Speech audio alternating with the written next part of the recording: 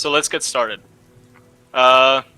Everyone except Krath make a history check, please. Because he is new and not yet fully comfortable, I exclude him from the summary recap thing. I hope you're all understanding and... I am also uncomfortable. Yeah. Well, you've been part of the game a little bit longer, being one of the founders and all. The smartest character in the world. I have a You're mind. kidding me. I have a plus 5. +1. I have +5. Bell versus Steve. Jesus Christ. Oh, wow. Why does everybody have -1?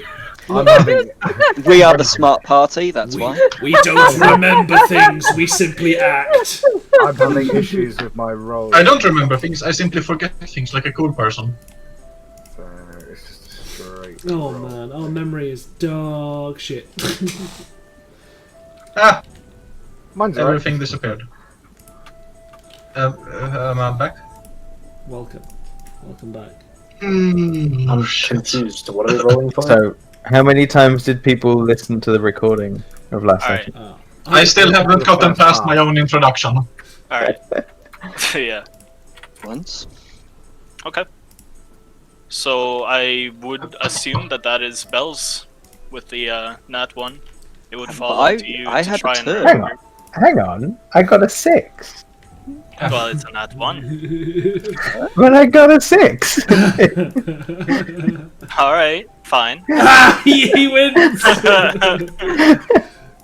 I'm sorry, I have Finn a wasn't higher paying score. attention. He doesn't know what's going on at all. What's happening? I pressed that by mistake. Ignore the string. Well, luckily I remembered quite well. Alright, so let's just skip that then. Anyone who feel like they want to summarize the past session and how you ended up in I'll do the it. mountainside manor, I'll feel do it. free. Let me. Here I was, sitting on a table with these people I'd met, having a drink, and these bunch of different people all decided to come and sit next to us. They, magic folk, another Leonin, other weirdos, and then an orc was in the conversation. I've got a low intelligence. An orc was in the conversation when we were asked to do a job for some random guy in the tavern who was very fancy looking, but he wanted us to go and clear out a house because his son owned it or something or other that would caused him to be a bit of a nuisance. He wanted to stick it to his son, I think it was. And so we went as a job. Oklahoma. We went and did it as a job, and turns out it was some fairies and shit from another world or something that came that were there, including a guy called, is it Grick? Yeah. Yeah. Nanny Plum. And so we were like, freeze, don't move. And they were like, okay. And so we decided to hatch a plan to make it so that nobody gets killed, because that would suck. Also, the slow voice is really hard and it's butchered, but sure. So here we are in the house. I think we're leaving the house now to do something. I don't think we ever decided properly what we're doing.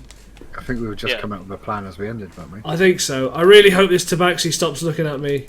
Not Tabaxi, this Leonin. So we ended the session in the basement of the manor, where we all decided that you'd be led up by Grick, Lulu, and Spyro, your new companions, to be delegated to a room each. Steve would have stepped outside and watched the sun set before returning to his quarters, delegated by the previous inhabitants of the house. Steve would actually like to sleep outside on the front door if that's okay. Yeah, that's perfectly fine by me. Thank you. Okay. So we still need to come up with a plan, right? To I'm just trying to remember. We need to come up with a plan to blag Wartorn with. Well, I think you kind of settled on honesty is best, but that is as much as I remember.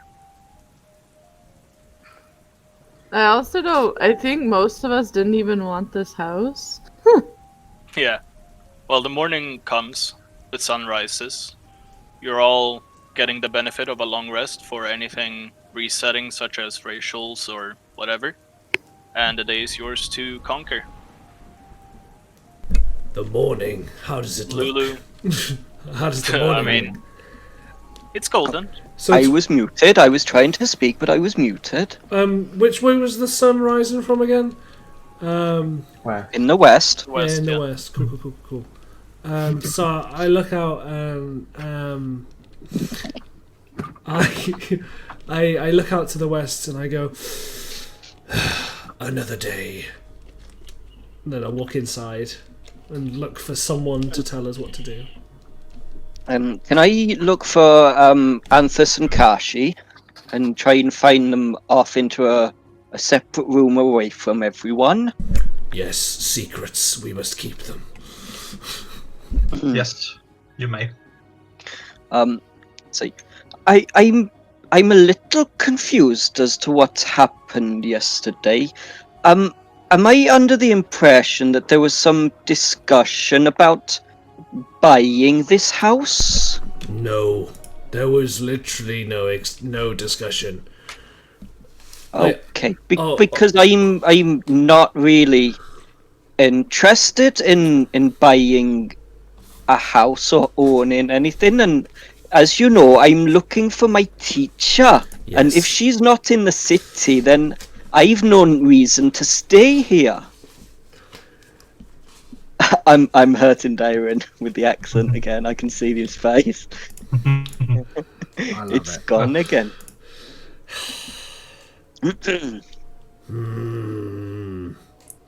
Kashi just nods at this. Well, there was a discussion about it, but we don't have to be a part.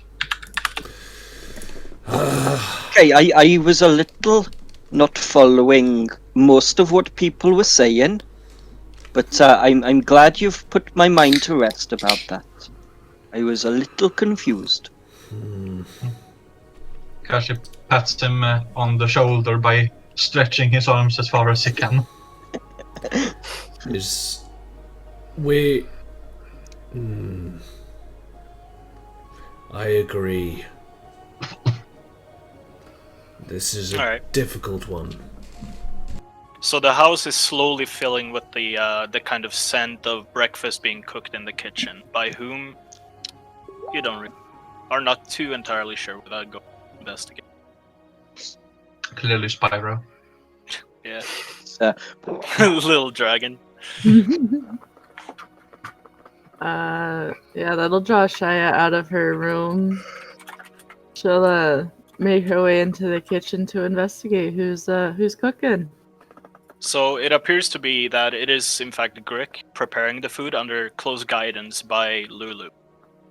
As he kind of rushes around picking up utensils here and there, dropping it wherever he's told to, picking up the ingredients, and it's like, yeah, put it in the cauldron, light the fire, and he's just following the instructions by Lulu closely, and hence the food is being prepared. As you kind of step in, it's like, oh, good morning. She's gonna nod her head slightly and give a slight wave, but not really saying anything. We Still don't exactly obviously have any trying to functional wake up. little tables, so if you don't mind, eating by the bar. She just shrug. She's gonna shrug and nod and like make her way over, like I kind of guess- rubbing her eyes. I'm gonna bring you guys over to the actual map so you get some actual visual perspective. Mind your tokens are not where they are supposed to be, but Massively exciting. this way you can actually get a visual of the house itself. Ooh. okay. Moving around and exploring, feel free to do so if you wish, but I do try assume and this is. let me know if there is I anything. don't have a token at all. can't I see assume it. that's the bar, right? I can't see, man. This. Hmm. You'd like to say that? Yeah, it must be some fucked up. Oh, I can't leave this room.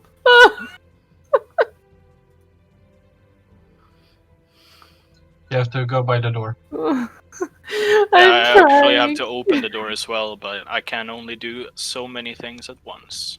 Ah, No worries. it was over there.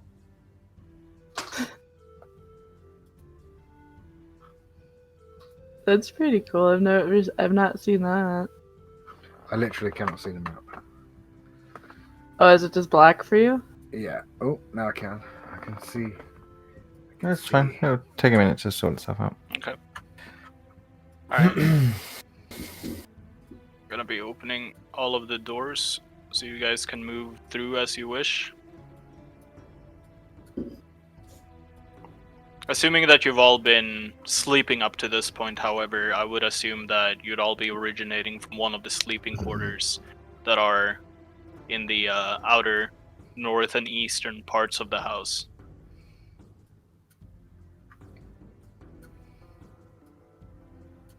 I'm gonna make the case that as I am a particularly light sleeper, and that maybe I was downstairs helping Lulu and Grick make breakfast when everyone came down. Did you open this? So you would have also been seeing Belle kind of following Lulu's strict instructions on how to prepare the food once walking in Shaya. And have I opened what? Oh, right, you're stuck in. Gotcha. Ah! Lion in my pantry! Yeah. I thought you should know. Yeah, I What's your assume name? this is the bar, right? Like this is the bar area? Yeah. Okay, then she'll just So go where you had over entered here. from is from over here. Okay. And then you'd instead kind of caught the scent of the intruders of the home, as it were, gone through this door, seen kind of Lulu disappearing in a kind of golden huff, and been unable to catch Spyro in his kind of hasty retreat. But Spyro is currently in the process of just kind of tapping his feet on top of the table, while Rick and Lulu are in the process of preparing the food, as Got well it. as Belle. Okay, cool. So Rick, for those that don't remember, is about a 4 to 5 feet tall, just about like child height, maybe 10 to 12 years old estimated in terms of his height for a human being. He's pale, and his eyes, while they are not aggressive, they're entirely void of any other color. They're just pure black, without any sort of pupil or anything to it. Alright, so the food is prepared and is being brought out on kind of small plates, being placed on the bar by Bell as he's assisting in the kind of efforts of making. Yeah. Shit. Good time to maybe discuss further about your plans. So what's Go for it. You go. I think we had the same question though. So Yeah. what exactly are we planning on doing with all of this? What do we plan on telling the man that hired ultimately, us? even if parties aren't interested in the physical accommodation, The money is nice. we had a job to do. He would give us the house at half price, I think he said. But Half there of was what you would have also been paid. half a fiscal rate that we could all just take and go our separate ways. That sounds nice. Everybody needs some money. I don't need money. The Leonin in the corner, who's sitting well away from anyone else, it's just growls. Shia like glances at him and like rolls her eyes. Even a traveler needs money for food and some kind of stay, be it outside or otherwise. And What are you doing, child? so Vago's sort of looking round, and she just sort of says, "You can't put a price on happiness, but you can on brick and mortar. What do you think a fellow like this might fetch?" Are you asking what the house? what you would have estimated the price for the house to be? No, that's what I'm asking the other guys. Yeah. Oh, sorry. Much more than he is selling it for, that is for sure. So would it not be prudent to buy it anyway? Did you Regardless want of to our- pay the taxes and the upkeep of this place? We could put it to good use. There are many, many impoverished throughout the land. We could find a few, arm them well, and if they can defend the place, then they could look after it for us. Call it a long-term investment. Shia actually pauses at that and actually gives it a little bit of a thought. I had a similar, slightly more selfish view, possibly. I was looking to set up perhaps a new apothecary. I mean, maybe not in the house, but we could take the money and invest it in commerce, and I can continue the work that I was doing back in Fjarn. But on your vein, I met some folks on my travels here that might be able to put some use into it to protect it. They protected me on the way here.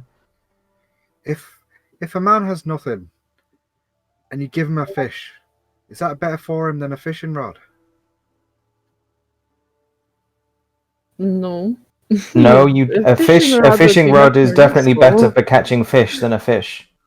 Then why would we want to give away a gold mine for the sake of a few thousand gold?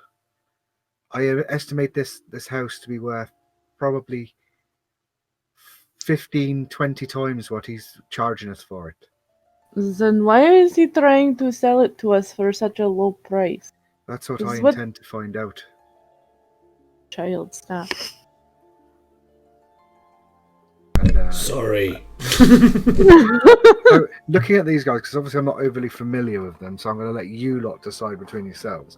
Which ones would you, well, apart from obviously the Black Tabaxi, whichever one of you might be sort of viewed externally as sort of inconspicuous? Not I, nor him in the corner, as much as he would like to be. Yeah, I got no sense of inconspicuousy.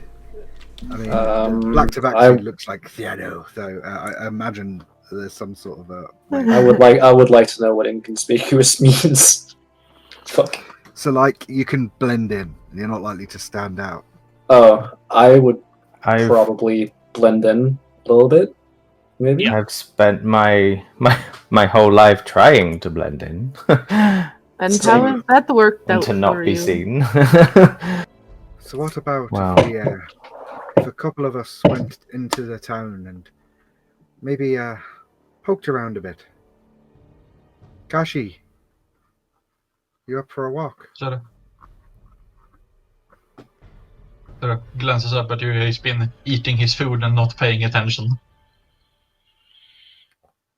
I mean, does there have to be this level of subterfuge? Ultimately, we had a job. Let's do the job and ask the questions when we get there. I don't. At this point, Belle, you kind of see from out of the corner of your eye, Lulu comes flying out from the kitchen and he just kind of flutters up onto your shoulder. He says, Hello again. hello. I thought you said we could stay here. And that you can. Oh wait, she whispering it into his ear. No, this is just audible, saying. like Yeah. common tone. She's not yelling, she's not whispering. I'm not proposing subterfuge. I'm proposing that we look more into it. Anyone who's got enough wealth to fuel their fire by it needs you need to understand that you don't accumulate wealth like this just to give it away. I say we take the job on face value, but if we need to uphold our word to these fine fellas, and she'll gesture towards, forget it, Lulu, is it? Yeah, Lulu, Grick, and Spyro. Then Spyro we- kind of perched on top of a couple of crates behind you. Most of you. Then we can't just trade it in for a few gold. Well, we have to figure out what we are doing soon because this is taking too long and might actually cause suspicion. The guy that's escorted us there, can I look to him and say, how long would this job take us before they start asking where we are? Considering they think the house is haunted. I mean, I'm presuming Um, because you've been here before, you could have been here like for a few days before. Oh yeah, okay. So Well- if you've been here like 4 days before and they didn't come knocking on the door to find out where you were, then maybe we've got. Okay. Krath would know, but I don't. Okay. So, Krath, you'd been working for about 3 to 4 days on trying to locate the source of the strange occurrences that had been taking place in the Mountainside Manor with very little success, nothing to this degree. Before you'd, been put to sleep, woken up on some park bench out in the noble quarters, found yourself wandering in the woods, or just having basically gaps in your memory of where you had been or what you had done, and just not really made any ground or made any progress on the case. But going from what you know about the War-Torns and everything else, another 2 or 3 days doesn't seem too inconspicuous before you'd have to return and at least give them some form of update. I mean, I turn to Lulu and I sort of say, well, why this house? Why? I mean, once this house seems to be causing more trouble than it's worth. Why don't you, Grick, and Spyro travel with us until we find somewhere that we can put you up that's a little bit more hospitable than this place? Can Perhaps his apothecary that he plans to start. We could. When I found Spyro, we kind of just wandered over from city to the west. Once we came here, well, we found Grick. He wasn't in the best of shapes. This was kind of the closest source of safety we could get to. Can I? So was Grick was already in the house, or you found No, Grick on your way to the house? On the way to the house, yeah. He was out in the woods. Grick kind of... For his void of emotion and expression as his face is, it does seem that he recalls something he did not very much enjoy. Kind of a shadow looming over him when the subject is being brought up. Can I kind of leave the conversation that they're having and go and spend some time and go and look at Grick and just kind of go, Lulu, can he understand me? Grick nods as you Okay. speak. Apologies, talking about you as if you're not there. May I take a look at you and see what happened? Can I roll some kind of medicine check to see why he has no voice, why he looks devoid of emotion, what happened, like if he was particularly unwell when they found him? Yeah, go ahead. Almost You like a can- healer? Yeah, you can roll a medicine check. Almost like a healer? Ooh. 20. So, on the subject of not being able to speak, there's, you kind of I don't know how you would discover that, but there is no damage to his vocal cords. There doesn't seem to be any particular physical reason as to why he wouldn't be able to speak. It much more seems that he chooses indefinitely not to. As for Selective mutism. basically, and then in the case of like being void of emotions and everything else, I would not so much. I don't know what that would be for a check. Arcana. If It's not magic something related. to do with nothing magic. I guess just make a general history check. Fuck it. See if you've read about it or something. Okay. That's an 18. Oh yeah. So you would kind of, as you get a closer look onto this pale kind of very strange individual, you would pretty much instantly recognize him as a doppelganger.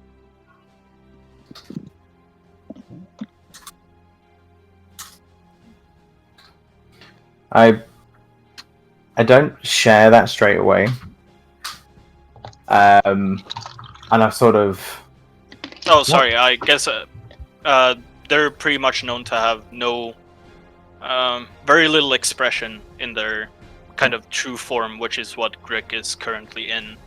He's not taken up on the appearance of anyone.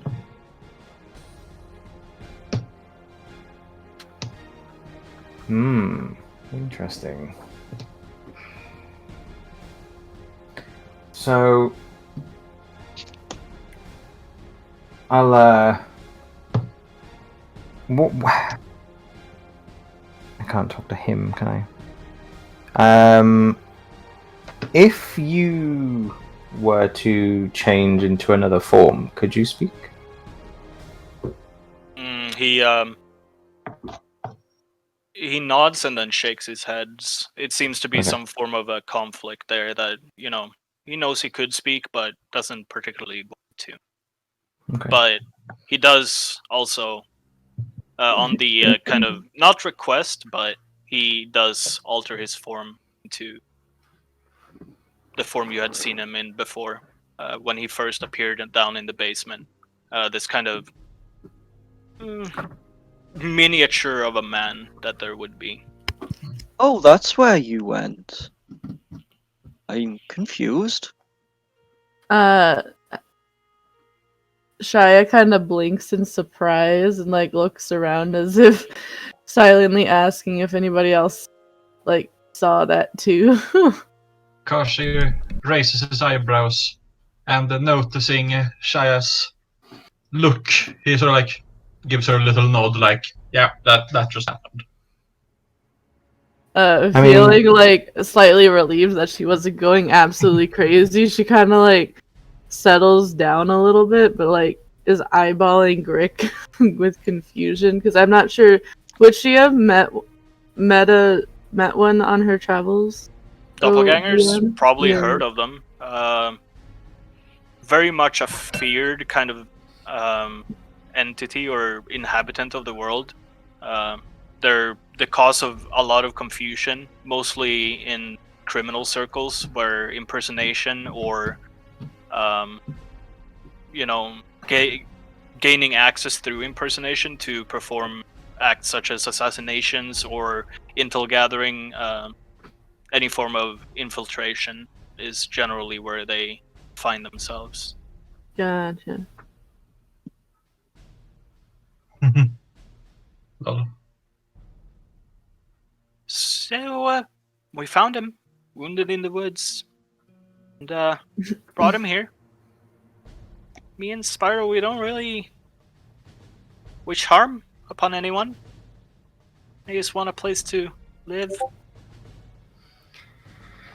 If I'm not mistaken, you've done a very good job of protecting this place so far.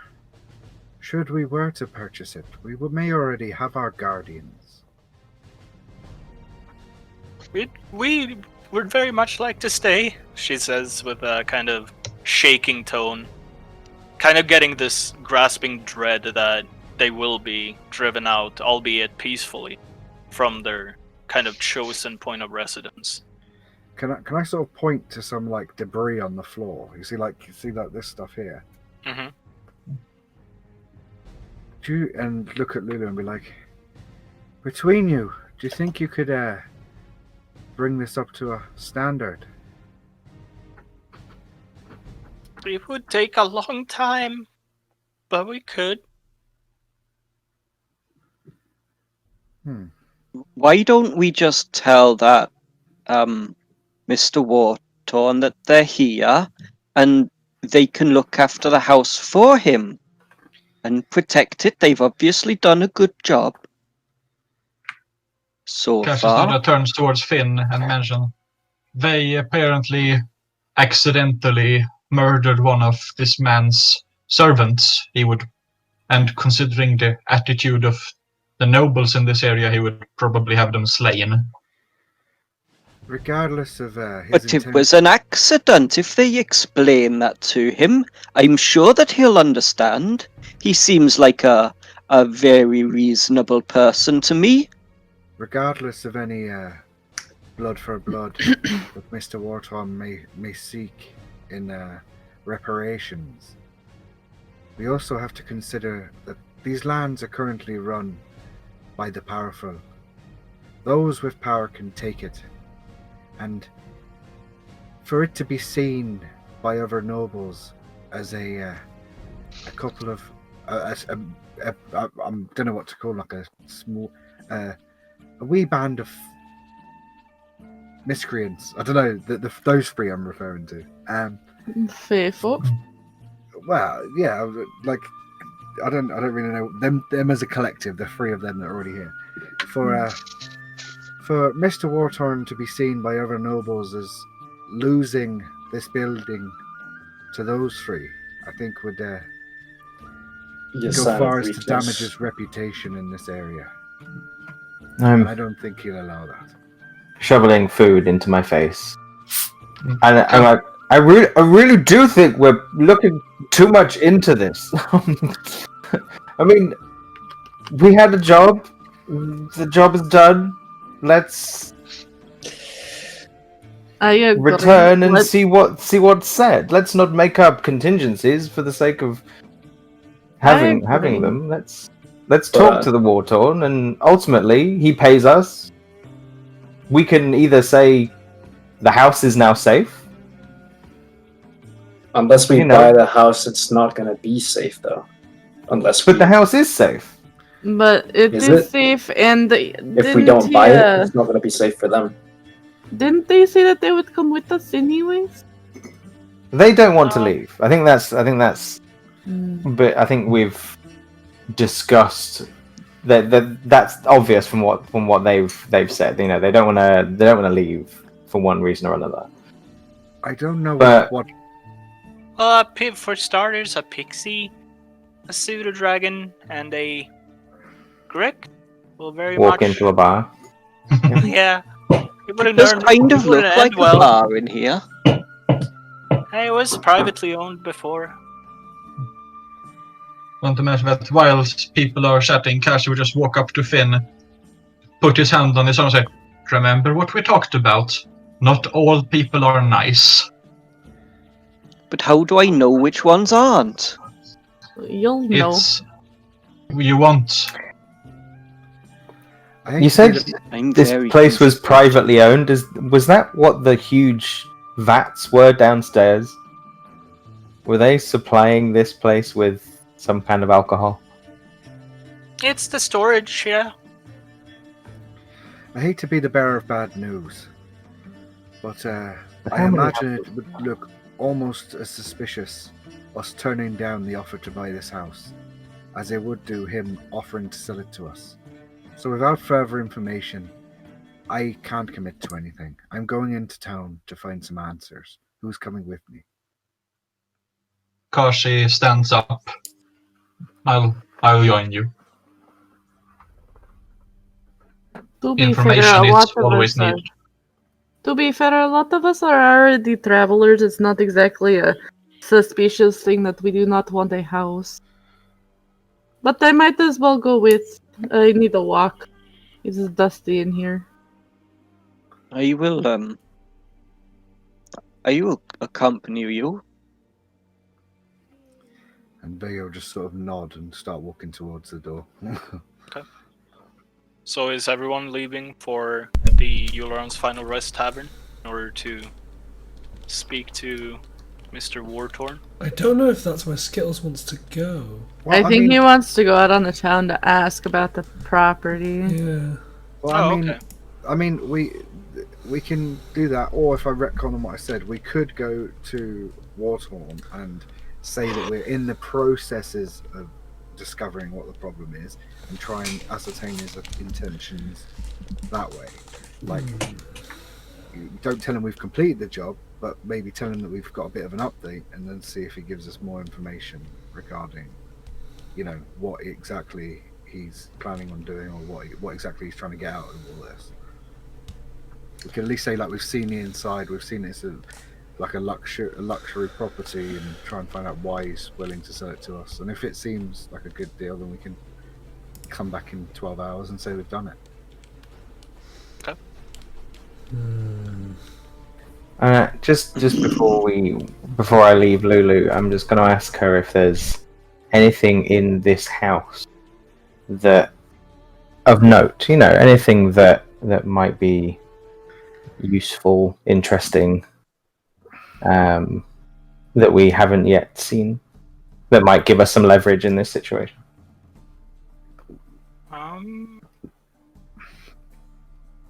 Well, there's the master bedroom. Being propositioned by a pixie. Yeah. Maybe there is some form of documents there. We haven't really paid much attention to any of it. Okay. I mean, Vago, was it? Give me 2 moments. I'm just going to run upstairs with Lulu and see if there is something up there that we could use. Okay. And she'll say, "Yeah, sure, no problem." And she'll pull out her little knife and she'll sort of flick it between her fingers, and as it spins, it sort of blurs into like a feathered wing effect. She just leans up against the door, just spinning this blade. And I get my knife out, and then realize I can't do it, so I'll put it back away again. And then I'll head up with Lulu. It's gonna move you over to the master bedroom as Lulu leads you over with the shadows. I'm just gonna zoom out. Yeah, this was actually Thado's room before he ventured into the dungeon of all. Lee, have you listened to that second book yet? No, I haven't. I can't wait for you to do it and then keep saying shadows all the time. Alright, I'll listen to it this week. So I step into the room and what am I looking at? Right in front of you, there's a small bench with a local area of the Euleron Empire. It would be a map of the entire empire in itself. I don't have a separate map made yet, but it will be added at some point. There's various coins and like miscellaneous items scattered across the rooms. There's bookshelves kind of filled with hardback covers to I guess protect English is hard. Yeah. But yeah, there's just bookshelves kind of filled with like papers, books, perms. I don't fucking know the English word for that. Sarah, fuck it. But yeah. I'm gonna spend time having a look, see what I can find that might be useful to know about. Yeah. Make an investigation check. I can do that. Not very well. My goodness, my rolls today. I mean, you do have all the time in the world, so after taking several long moments, you're gone for about an hour and a half before you actually have any form of tangible things. But in your process, you do find kind of scattered within the drawers or on the floor in the kind of cracks or anything like that, you find about, say, 4 gold. Yeah. So 11 much. silver. Yeah. And 38 copper.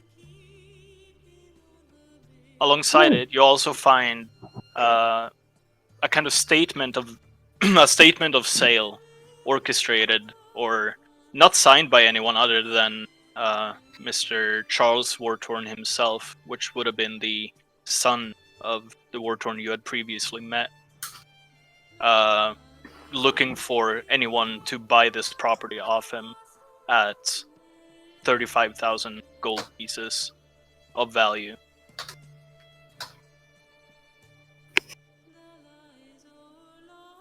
Alongside of that, there is a list of applicants. Basically, just a bunch of names of people throughout the city who, in one way or another, had been approached or expressed interest in the house itself. Many of them seeing as it's, not finalized or anything like that. People were either scared away by the hefty price or by the fact that, Wartorn Senior kind of caught on to his plan of selling the property without his oversight before he was able to finalize anything. Okay. So while you're doing that, is there anything else anyone else would do? It does take him about 1.5 hours to figure all of that out. Yeah, it takes a while. It's like you keep picking up the same folder. It's like, and halfway through, he's like, "Wait, this is really familiar. I've read this before." And then you just kind of put it down and go. If anyone comes upstairs, I'm just sat there cross-legged on the floor, with all of these folders around me, going, "It's not this one. I've seen this." While I'm waiting, I'm just gonna ping out another detect magic and just take a slow 10-minute walk around the whole. Okay. Can you ping where you're actually walking? From where you are now and to where you would be. Literally, I'm gonna go into every room. Okay. If I can, within the 10 minutes, just to ping up the detect magic. Okay. Yeah. So you do that. You go back into the basement. Oh, there was something that you were gonna tell us pinged when we did the detect magic in here. Yeah. Last time. Yeah, I've been waiting to kind of bring that up in a kind of tasteful way, and this is a golden opportunity to do so. But walking through as soon as you kind of cast a spell, you do realize that the sword that Krath has set aside is in fact magical of nature. As for the school, you can't really exactly tell, but kind of taking a closer look at it from what you can see, it's the hilt, or sorry, not the hilt. Yeah, the hilt. The hilt is what you hold, right? Yeah, the handle. Sorry. Yep. The handle is. No, the hilt's the right word. It's just I was just confirming which one that you meant. Yeah. Okay. Yeah, it's very finely crafted. It doesn't appear to be. It doesn't have any insignias or anything. It just has this really fine riffled. Right? I don't fucking know the word for it, but small carvings into it as to get a better grasp of it. On the pommel, there's about a 3 yay big. I don't know how to, because inches can't convert that in my head. But if you're familiar with centimeters, about 3 centimeter, a big opal-shaped stone that doesn't appear to be an actual or oval in the shape. My mistake. It doesn't appear to be any form of gem or anything like that. Okay. It's about 1.2 inches. So the parry guard itself is kind of running from the hilt out and opens up as it kind of goes out. It opens up into 2 open snake mouth. But that is the magical item. And Steve, you'd also be aware of this because of my own mistake. When you entered the Mountainside Manor last week, you would have gotten that ping in addition to Bell's kind of thing on his chest. And you make a way throughout the entire house into the basement, everything in the 10-minute duration, I think it has, right? Mm-hmm. Make a safe search, and you don't get any additional blips outside of the sword, which I neglected to mention last week. Okay. And as soon as you enter, get within range of Bell, because I do believe it goes through wood. It's like 3. It's a lot of inches of wood before it would break, so no additional blips out of them. Cool. Okay. That's fine. Thank you very much. Okay. Anyone else? Kashi would have been spending the time meditating. Grick is kind of just quietly standing watching you guys, like, not in like a nervous, shifty way. It just seems that he's very curious about you. He's looking at all of you. Everyone kind in of the group order. is just that bunch of people who have only just met each other and are now in a room together. So it's like occasionally look Yeah. around, doing that sort of nod and smile. It's like first day of school thing, right? Everyone takes a Yeah. seat in every corner, and then people kind of just fill in the gaps in between. Mhm. But yeah, The corner seats are the best. okay. So you finish your investigation, Bell, and you can. I assume you return to the rest of the group. Yeah, Okay. I will do. Well, what did you find? The same thing about 15 times. Somewhat uneventful. However, I found. No, not this one. No, not. Fuck. Say This one. And I produce for Vargo the deeds or the with the list of applicants. So it looks like son of war-torn Charles was looking to sell this place first for about 35,000 gold.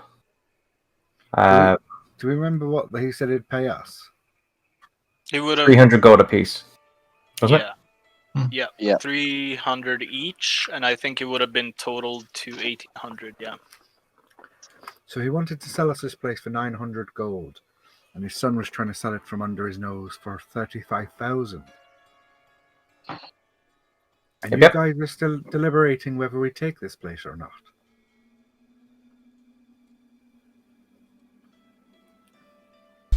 This doesn't smell right to me.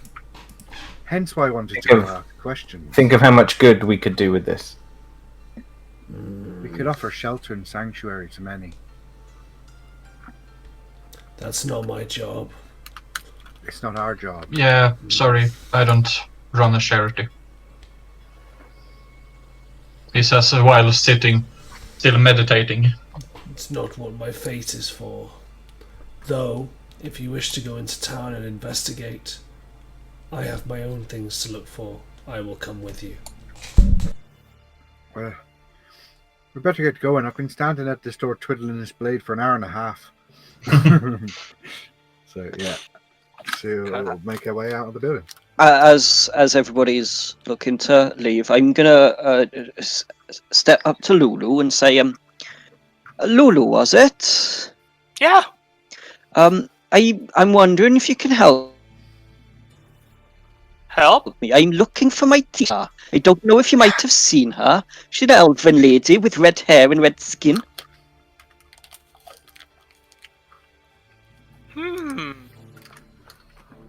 Well, Oh. I really wish I had that table of how to say I've not seen one of those yet. I'm just joking. She does get this kind of puzzled look on her. It's like, I've seen plenty of those. Not here though. Dear, where would you have seen them? She kind of just looks at you. In the Is it Feywild, another- of course. Feywild, I don't know where that city is. I will keep looking. Okay. She's really visibly confused at this. Kind of just. Okay. That is helpful if I can find a way to get to... I wonder what she'd be doing there. It's very strange. So I Thank you. again sort of look over at Lulu and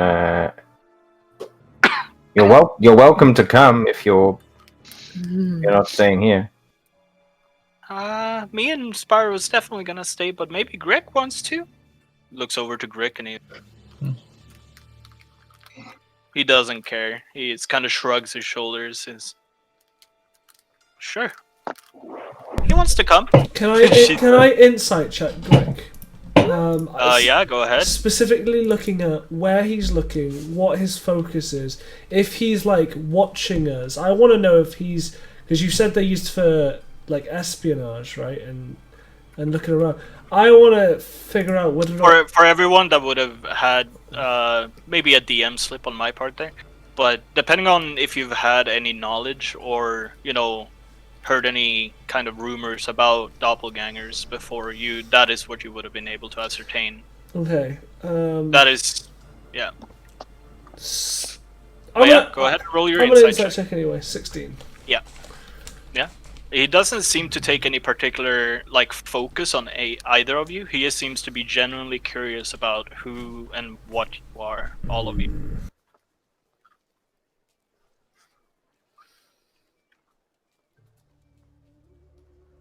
Okay. So are you leaving the house now? Greg, if you want to come, you can come with me.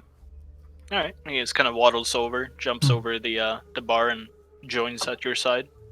Keep Holds out his hand. Keep the fire warm. He holds out his hand.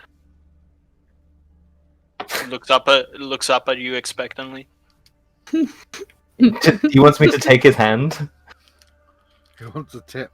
It's probably pretty safe to assume so, yeah. Okay. If you want to make sure you need to inside check him. I'm gonna insight check him. Yeah. Yeah, he wants to hold your hand. I think sort of naturally. He's short, right? He's a child. Is he child height? Yeah. Okay, so I think with that, something kind of tingles at the back of sort of Bell's head, and he just sort of instinctively puts his hand out and kind of takes his hand and just walks out and thinks nothing of it. As Vago is leaving, Kasha would sort of just jump to his feet immediately and just follow her out.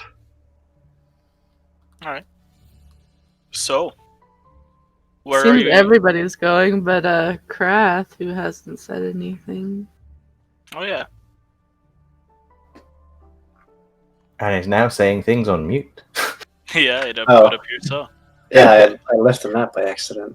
What did I do? Yeah. No, I moved you over.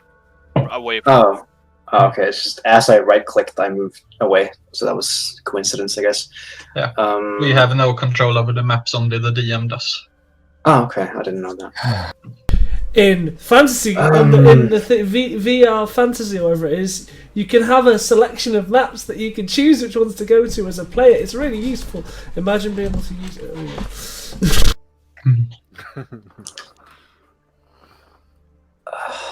Well, I don't really know. I just kind of want to finish my job for the War Torn and get on with my business. But I mean, you're more than welcome to go and tell him. You're like, these people are taking too long. I'm just gonna go. a little bit, yeah, possibly. Yeah, doesn't say anymore. Okay. But does he follow? Yes. Okay. So you all make it out onto the no longer raining streets of the inner citadel of within the inner walls of the noble district. Is there that really nice after rain smell on the grass? Of course. Oh, beautiful. Is it sunny or is it still muggy? Oh, sorry? Is it sunny or is it still muggy? It's starting to dry out, but in the noble district there is cobblestone streets, so it's kind of hard to ascertain here, but here everything looks pretty nice. The sun's out, was what I was asking. Yeah, the sun is out. Feeling a little homesick. Sorry, I thought you said muddy. I said muggy, as in grey and overcast. So I sort of head out. I'll stick my hood back up, kind of pull it down, kind of over my face. Grickady stops and looks at you as you do. And yeah. Okay. What's his name? I don't want to call him crap. Great. G. Yeah, Rick with a G. I take Rick. He's like a Rick. child. and I'll head off. So who's taking the lead on this, and where are you going? I assume Vega would. Okay, Vega. I would like. I've been in the town a while. I'd presume I would know. You know your way around, yeah. Yeah. So I want to go to sort of not the common area, but I don't want to be right in the middle of like. So probably in the area that the tavern's in. You know where. Just the common area. That would be the common district, yeah. Yeah. Okay. So I want to go somewhere where, you know, where I might find answers to unsavory questions, so to speak. Okay. Do you tell the group where you want to go, or No, absolutely. okay? So I lead them as if we're going Damn. towards where the tavern is. Is it just me, or is his mic really low? It's very It's It's quiet. really low. Where I just don't Is that think any he's better? next to it. Yeah, Yeah. Yes. Yeah, it's just that there's settings. So when I play certain games, I have to change the setting, and then it ends up being really quiet in other times. I mean, there's a lot of, less kind of prominent, or Let me move closer. there's a No, lot you're of you're fine. You're yeah, loud. you're better now. Oh. Like, there's a lot of taverns that are less reputable than the Final Rest Tavern, which is where you had met everyone, including the Wartorn. Mr. You could go one of those places. Mr. GM, whilst we're travelling, I'd like to keep a lookout for the specific type of building that I've been looking for. Okay. If that is okay. What sort of yeah. accent was that? I know, that's what I was just like, That's not Steve's voice. It's his real accent. Oh, wow. Yeah, I mean, I'm kind of thinking like I'd probably go like with these guys and then sort of go and ask questions on my own. So wherever I would think would be a good place to go. Yeah, I mean, you would probably go to the Gilded Rose in that case. Okay. The Gilded Rose Tavern. Okay. What is that More of a most drinking pit than recommended? anything else. Yeah, cool. Then that's where I would like to go. And as you're walking down the street, Steve, as you're keeping a keen lookout, there is in fact a way sign, but the location itself is scribbled out, and that kind of catches your glimpse as it kind of, it does direct people as to where they should be going and in what direction things are. But this one in particular is scribbled out, and that. I would like to pull both Finn and Kashi, not like aside, like they will be walking up in front of me, and I just go, Oh, hello. look, and I point at the sign. Oh, that's the Yes. place we went to before So- on the way up. Yes. Yes. So once wasn't enough, was it? Never enough. But Are you wanting to go again? they've made markings on it. So, looking That's closer at it, Oh, yeah, good. looking closer at it, it's more like parts of the original name has been kind of cut out with a dagger or a sharp object. Have of they some form. renamed it? Is that what's? Yes. Oh, Yes. what does it say now? Now it says Ruins of Peace. Once you get closer. No, that upsets me. Oh, it was writing, not a symbol. It's writing. Oh, okay. Then Finn did not say that because he doesn't know what that says. Oh, funny. Yeah, I apologize. So Wait, does he I not working know out how the, to the read? kinks on how to Nope. properly describe and paint the picture for you guys. No, but it's all hopefully I can good. get better. I look at the two of them and say, "You know of me. You know as much as I'd like. After we're done with this, would you mind accompanying me to see why this name?" Look Kashi over just at Kashi. pats his hand that's holding on to him about. Yeah, he's still going. Yeah, so just It's like this. just as much as we know you, you know us. We'd be happy to join you after our business is done. I'm willing to. Just out of you straight for up curiosity, would any of like Shia have noticed this? I'm not make a stealthing. perception check. Yeah, I'm not stealthing it. I mean, yeah, then you would have definitely noticed. If they're not Alright. trying to hide it or like trying to be subtle about it, you would have noticed everything. Maybe not Yeah. heard everything that was being said, but you would have noticed that like, you know, a better part of your group kind of halted at this sign and kind of started looking at it. Well, curiosity is definitely bubbling as to what's going on there. Curiosity killed the cat, remember? That's a nice thing. It's that this think- section brought their back. It's a Furbolg saying. I think we established last week. Yeah, I apparently. think Mm. Bell would be up with Vargo if he's at the front with Grick in tow. And I just sort of, as their conversation is happening, I'm going to look at Vargo and go, I think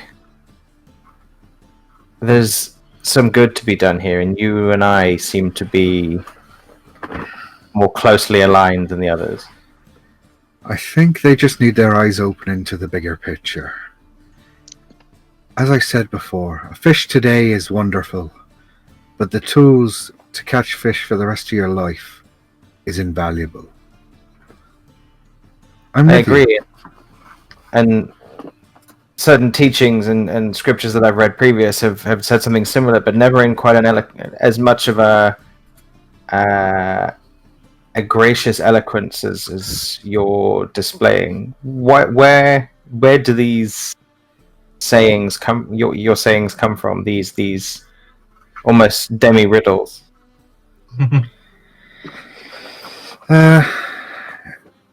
As the old saying goes, knowledge is power.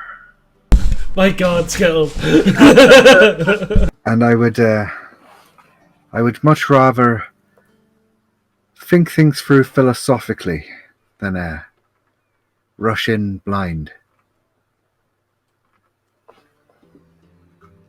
So have Have you you ever paused? worked Sorry. in politics? And I think I'm not going to push too much further. I think from my perspective, a lot of my information has come from books, and I'm of a similar persuasion to you. So I'm assuming there is some educational upbringing that you've had too. I mean, I know we've only just met, but this is a fairly boring walk. I would say it's not the manner in which I was raised.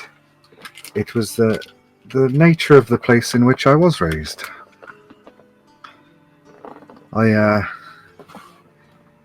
If you sit in the right circles, you will often hear the right whispers. And just like she's saying it as if you completely understand exactly what she means. Like there's no doubt in her mind that she said that, and you know exactly what she means by that. So she feels like it's a reciprocal conversation, and she's giving you the answers you're seeking, even though you know it's probably clear that she isn't. And So, I'm just going to go I back was and think thinking about that- what you said. I was meaning to ask Vago, Yes. and Bell. As you guys were talking, did you guys stop, or did Steve and No, the other? I don't think we probably did. We were at the head, and Yeah. we just carried on talking. We're definitely gonna try and follow you. We're like, we're so like, if you want, we can try and make perception checks to follow. No, it wasn't like that. It's just to make sure that everyone's going the same way or not. Because Yes, I'm yeah, a little well- bit lost on that.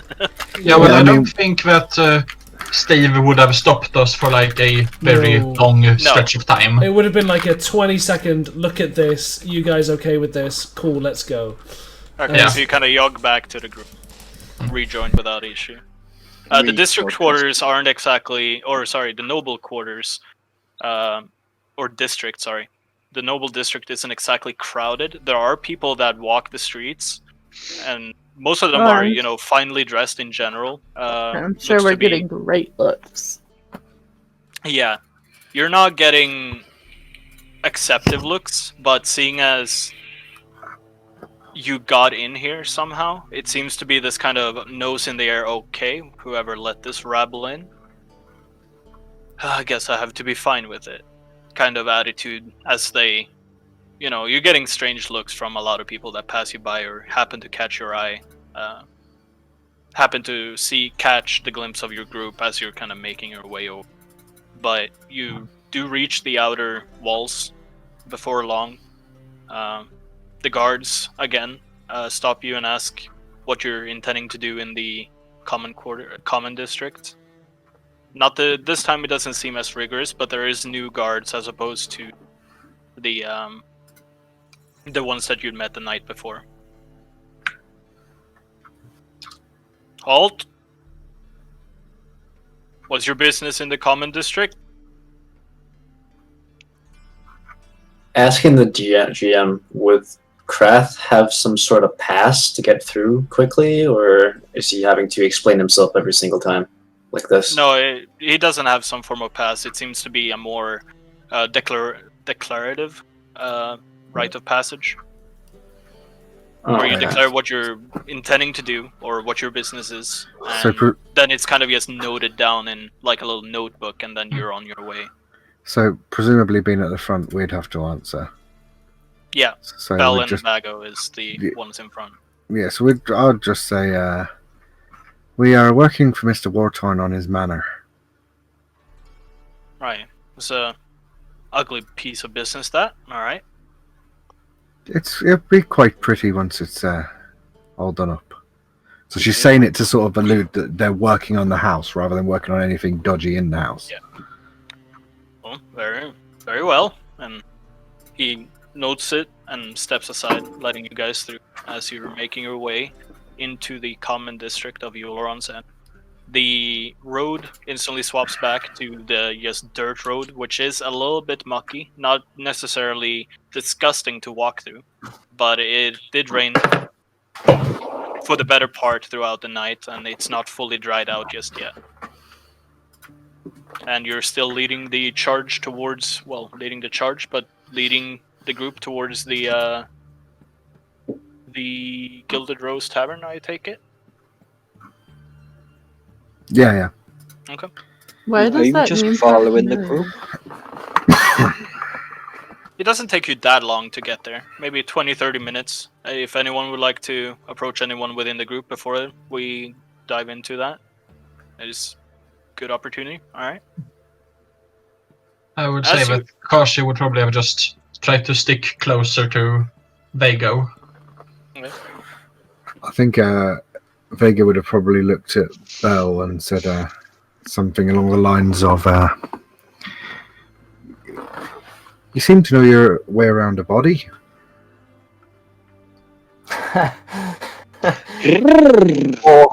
War does that to Letting. some people. Field medic? Of sorts. More basic alchemy, herbalism, putting wounds back together again. I helped to run an apothecary in Fjarn with my father. Oh, it seems that I've come across over time that I seem to be deemed to have a strange manner of thinking.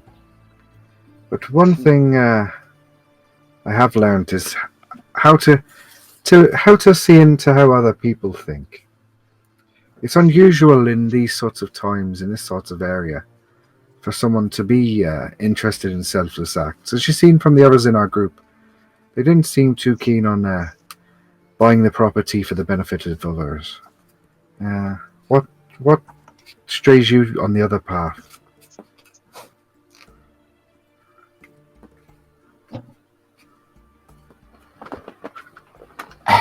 I mean, any number of things. My father was when my father's teachings were always selfless. I mean, who sets up an apothecary on the front lines during the type of period that we've just kind of come out of? He always made sure that he put other people's needs first. It was a small place. He didn't make a lot of money, and we don't always know where we've come from. But I'd like to follow in those footsteps somewhat. The rest of my sort of memory of things is foggy, but I always wanted to be a person that could help somebody, that could kind of do the right thing. And unfortunately for me, it was Euleron's the Euleron Empire that I walked into, where those aren't exactly traits that are looked nicely upon. So Can Krath hear this conversation? Assuming that I'm walking behind them. You're following closely behind. You're not with the other group, so I'd say yeah. So for reference, where's Fjarn on the map? That is by No Man's Land. Yeah. Right alright, so I'd be familiar with that area. That's fine.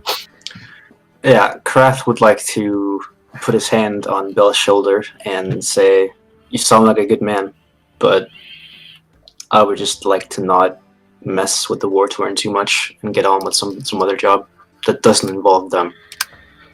And then I'd look at both of them and say, see, I think we are both thinking too little and too big. Because the question should not be of our fate with the war-torn, but of whether our comrade here's father was supplying... which side of this war our comrade here's father supplied his potions to? What would I call it? Like what they sell at an alchemist? Potions? Yeah, potions, poultices, concoctions. I mean, for someone with such a strong sense of right and wrong, I can't imagine your father was head alchemist for Mr. Grimrunner. Who's Grimrunner? Druid Grimrunner is the current emperor of Euleron's End. Or the Euleron Empire. And he waged war on the Empire. Sorry, I don't know if... Yeah. I don't know. So, obviously, if you're a frontline alchemist in Fjarn, you were either supplying him or you were supplying the current, not monarchy. Well, I suppose monarchy, but you were supplying the current leader, or you were supplying him. One of the two, and that's. She's not asking you. She's just stating that it would all depend on which side of the fence you sat, basically. I think both Belle and Leah equally as confused as to what the fuck just happened. Well, basically, Kraft. This is out of character. Basically, Kraft had alluded to, he didn't want to fuck with. He didn't want to fuck with. War-torn business. Yeah, war-torn. But what he's saying is that if you've got the morals that you've got, and your father supplied, your shop supplied alchemy supplies during this takeover, basically from Grimrunner, what she's alluding to is the fact that you had to be supplying either the previous rulers and the leader, or you were supplying Grimrunner in his efforts to overthrow the current leader. So that would matter. So this would have been the winner or the loser. Yeah. Yes. So 7 years in the past, Druid Grimrunner did march into from Vidima into Euleron's Empire and cut his way towards the Empire, or towards Euleron's End, where he then killed the former ruler Elberon. So this is 7 years in the past that you're alluding to? Or am I misunderstanding it? Well, if his family ran the apothecary during the war or that time, I'd imagine that's when you were referring to, Lee. Yeah, I mean, we had the store and we literally just helped the population. As far as I know, we didn't sell direct. These aren't the world's greatest potions. They may heal the sick. From something dodgy that they've eaten. They may give people a few extra days to get over their fever. They're not, drink this, your arm will grow back. So no one was too Not a strong to take your potions. Where did you? Sorry, Nogo. Where did you say that Grimrunner marched from? Vidima. Vidima, and whereabouts is that? The southern south. part of South. the continent. Yeah, no, it's just because I remember you saying that he came in, that this was the only way into this top half. Yeah, Mhm. and that is where he went through. Yeah, but I can't remember. I thought you'd said about him marching through Fjarn, but I might be wrong, and I might be like completely. Yeah, no, you have gotten that wrong somehow. Okay. The path that he took is through the Auchendoon Citadel, through Uleron Pass, and straight towards Uleron's End. Okay. Yeah, I don't know what part of the conversation we had where Fjarn was mentioned then.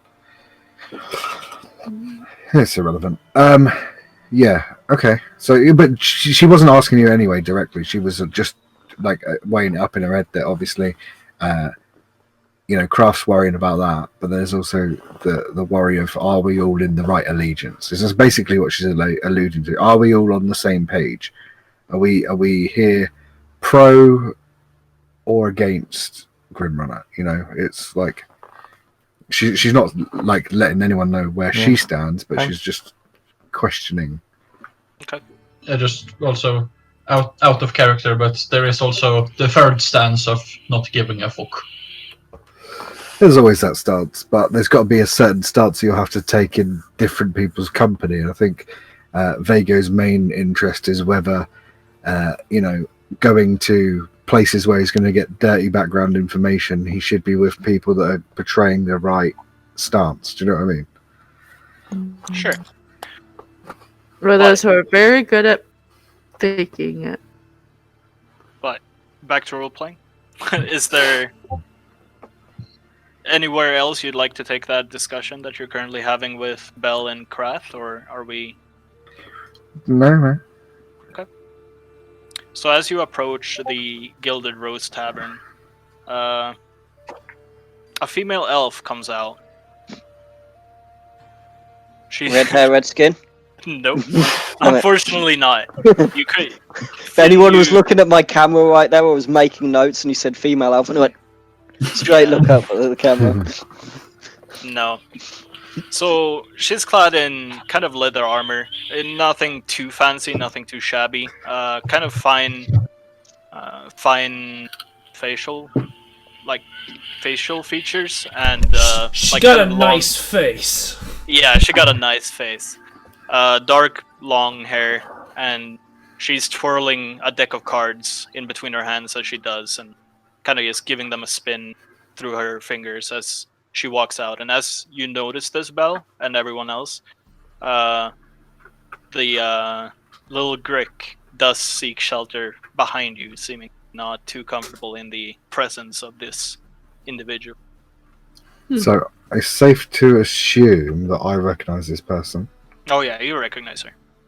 but she doesn't recognize me. Nope. And She doesn't seem to take much note to any of you. She's just kind of walking out of the tavern as you approach, and is making her way towards the inner district of the commons. I'll just keep an eye on her and just see what direction she walks. She would be heading in the direction of the Uleron's final rest. That general direction in area. Okay.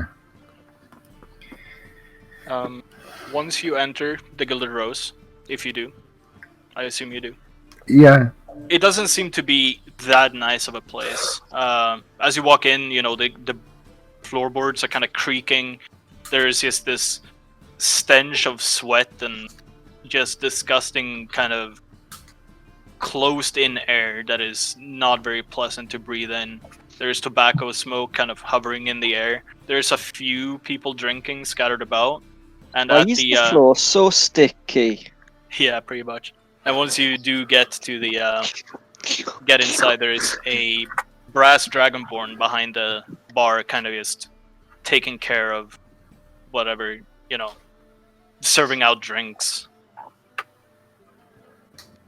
No one seems to take note of your entrance, other than maybe the barkeep would look over and be like, "All right, gotta get you people anything?" I thought we were going to Yunion's final rest. What is this place? It is the Gilded Rose. That was sort of like an aside to everybody else rather than him. Oh, my bad. I would request a drink, please, barkeep. All right, what you having? Your finest. And she'll just like look at him as if to say, I'm not really going to drink it. Just Okay. give me something. All right. Yeah, he pours up a drink for you and gives it to you. Well, there's plenty of seats for you. Just find an empty one. So in the Anyone time, else of your companions wanting to drink? I'm going to look to them. I'll take something strong. Something strong. Gotcha. How much am I paying? I'll put it on the tab meanwhile. I think I'll notice the lot of you trying to sneak out. Cool.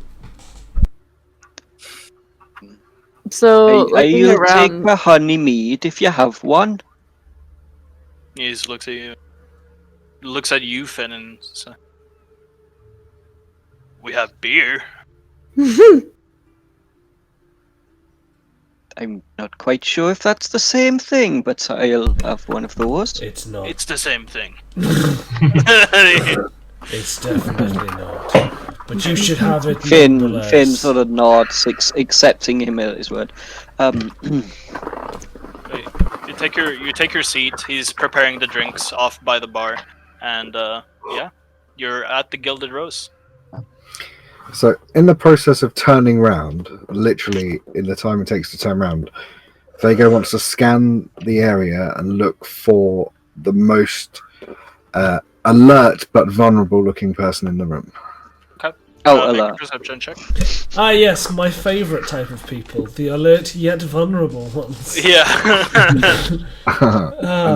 Sumptuous.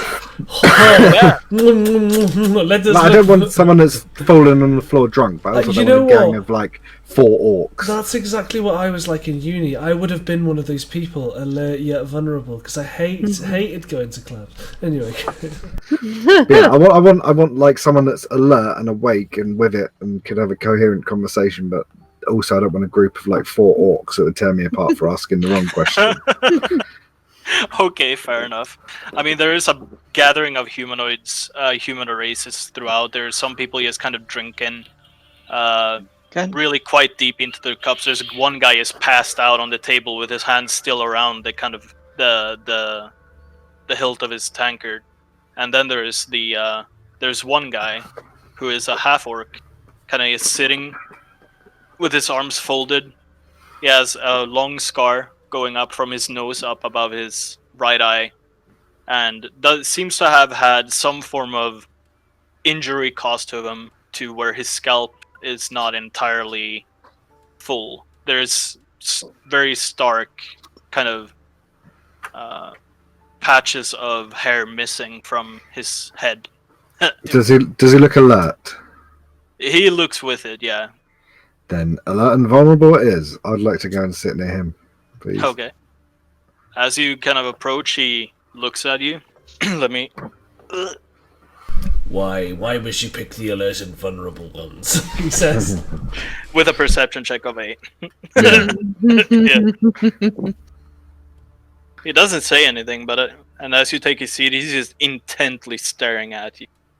I would like to note that I am not following. Okay, so who's actually sitting down at the table with this half orc? Everybody else besides is Bob just Vago. left at the original table. Yeah, I think. I will take my drink and sit next to him because that's where the other Leonin is not. So can Okay. I say to this stranger,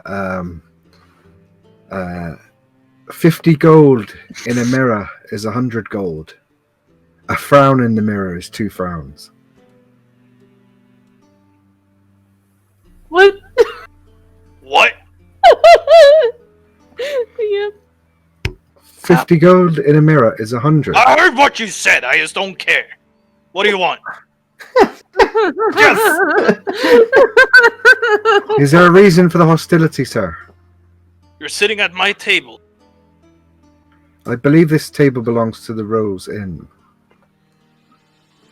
I've come here with no hostility towards yourself. And it So seems it's like business you... you seek. Well, it depends. I don't do business with arseholes. That's a fair point. So then, A hefty drink. what can I help you with? What? As soon as he says I don't do business with assholes, I just take a fucking huge swig. Yeah, as nothing like this kind of me. happens, the brass dragonborn kind of just walks out and notices that you're all kind of scattered throughout the thing, looks around for a little bit, and then brings the drinks to each of you that have ordered. Get some water for the people that didn't order anything as well. While that conversation's kind of ongoing, I'm just gonna look. I'm gonna kind of acknowledge the fact that that Grick was hiding behind me. Mm-hmm. Yeah, he's That- now kind of just sitting next That to woman, that elf, you don't like? you. He shakes his head. Interesting. As a, yeah, he doesn't like her. That's the. I don't know the head motion to signify that, but yeah. So, as the barkeep comes over, Mhm. I'll take the drink and pass one to Grick, and I just sort of look at him. Excuse me. Yeah, What was your name? Sorry. Jakal. Drakal. A fine brass dragonborn name. Thank you. There was a famous Drakal in one of the books that I was reading once. Any relation? I doubt it. Otherwise, I don't think I would be serving drinks if, I had a more prosperous background. What can I do for you? Well, the gentleman that our friend has just gone to speak to, who is that? It's one of the Shadow Song Company, that one. What? Shadow Zone Company. Shadow Song. Oh, Shadow Song. And the lady, if I was to describe a tall female elf with dark long hair and nice face and a deck of cards that just happened to be in here prior to we were, you'd know who that was, right? I would, yeah. Who is it? I kind of taps his long claws against the table a little bit and then folds his palm upwards towards you in a very kind of stealthy manner. See, this is what the famous one did too, and Maybe we are related after all. Not knowing the necessary customs, he just sort of looks through his bag and he's like, "This is brown. This is silver," and I'm looking at him, kind of looking for some sort of hint as to so what you're he like- wants. Okay, so his face evens out at about 5 gold pieces worth of coins.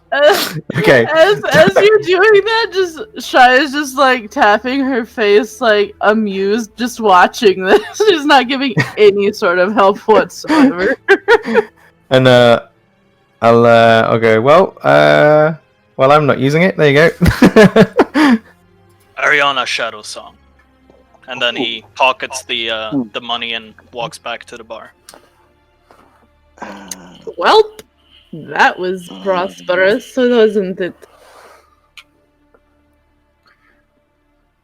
She's gonna look at Belle for a second and you know you overpaid him, right? By a lot. Yes, well, one doesn't typically make friends without money these days. She's So, gonna snort. She's gonna snort at that and stand up. Indeed, this place is quite boring.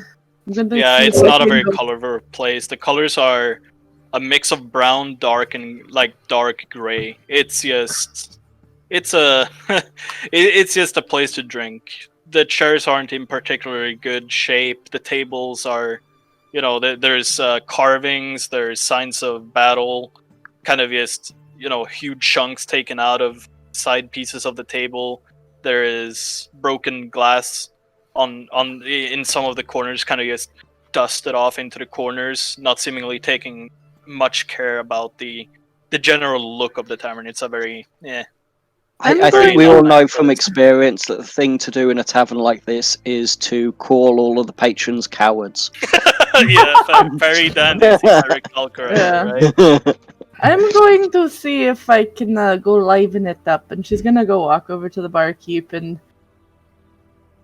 see if she can snag his attention for a second. Yeah, there isn't many patrons in the bar. As he returns with his newly earned 5 gold pieces, he is kind of, alright, take 2, what do you want? You're funny. I was just wondering, it has been a little while since I have stretched my muscles. Is it okay that I put on a little bit of a performance for your few patrons, as out of it as they seem? And she kind of glances at the guy who's just passed out in his chair. As you're saying this, his eyes kind of go a little bit wide. Like, if you're looking to start something, I'm not gonna stand in your way. No. I am a performer, you see. I am not really much of a fighter. I am more wanting to bring a little bit of, she thinks for a second before tapping her leg that has the bells on it, and then almost rhythmic motion, and then almost rhythmic, what is it, beat? A little bit more of a different kind of levity to the situation. Oh. Well, I'm not gonna stop you, but I'm not paying you either. She holds up her hands. You consider it a community service. Right? Sure. And he goes back to his own. You seem to have gained consent to whatever, but returning to the table with the half-orc, Vago, and Steve. Steve! So, yeah, where do we leave off? Oh shit. I believe the half-orc had just kind of said, okay, let's get down to business sort of thing. Okay, yeah.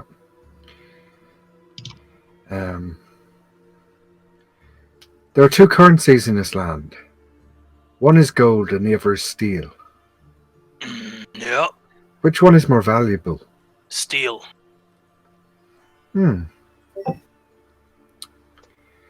So for what reason would you hand your house over for gold?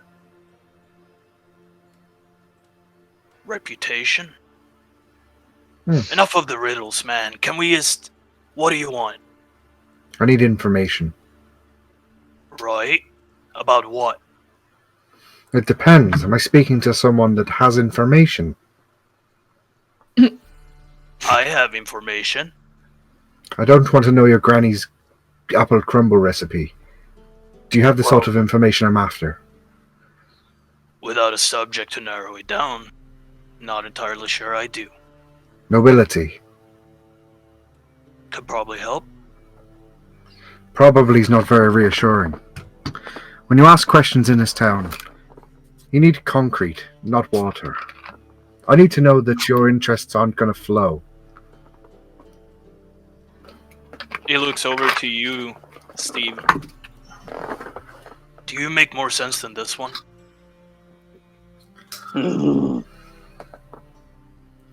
Please tell me Steve just growls.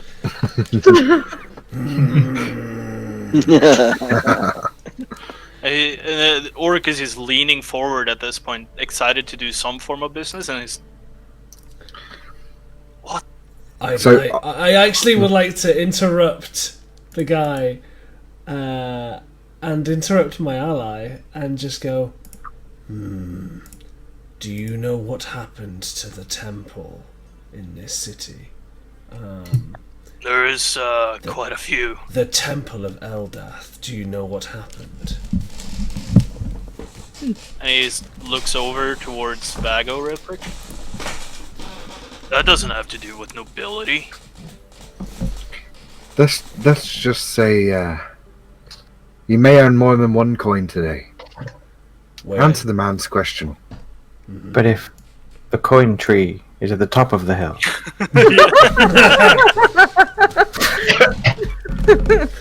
Well, I'll tell you that one free of charge. They're Elberon had a different philosophy than Drubeg. Drubeg, not a big fan of peace. As such, the temple was elevated, or what is it called? Raised. It was raised. Thank you. Dude. Can I just ask, as he mentions Drubeg, can I do some sort of insight check to sort of see if he reacts to his name in a positive or negative manner? Yeah, sure. Insight check.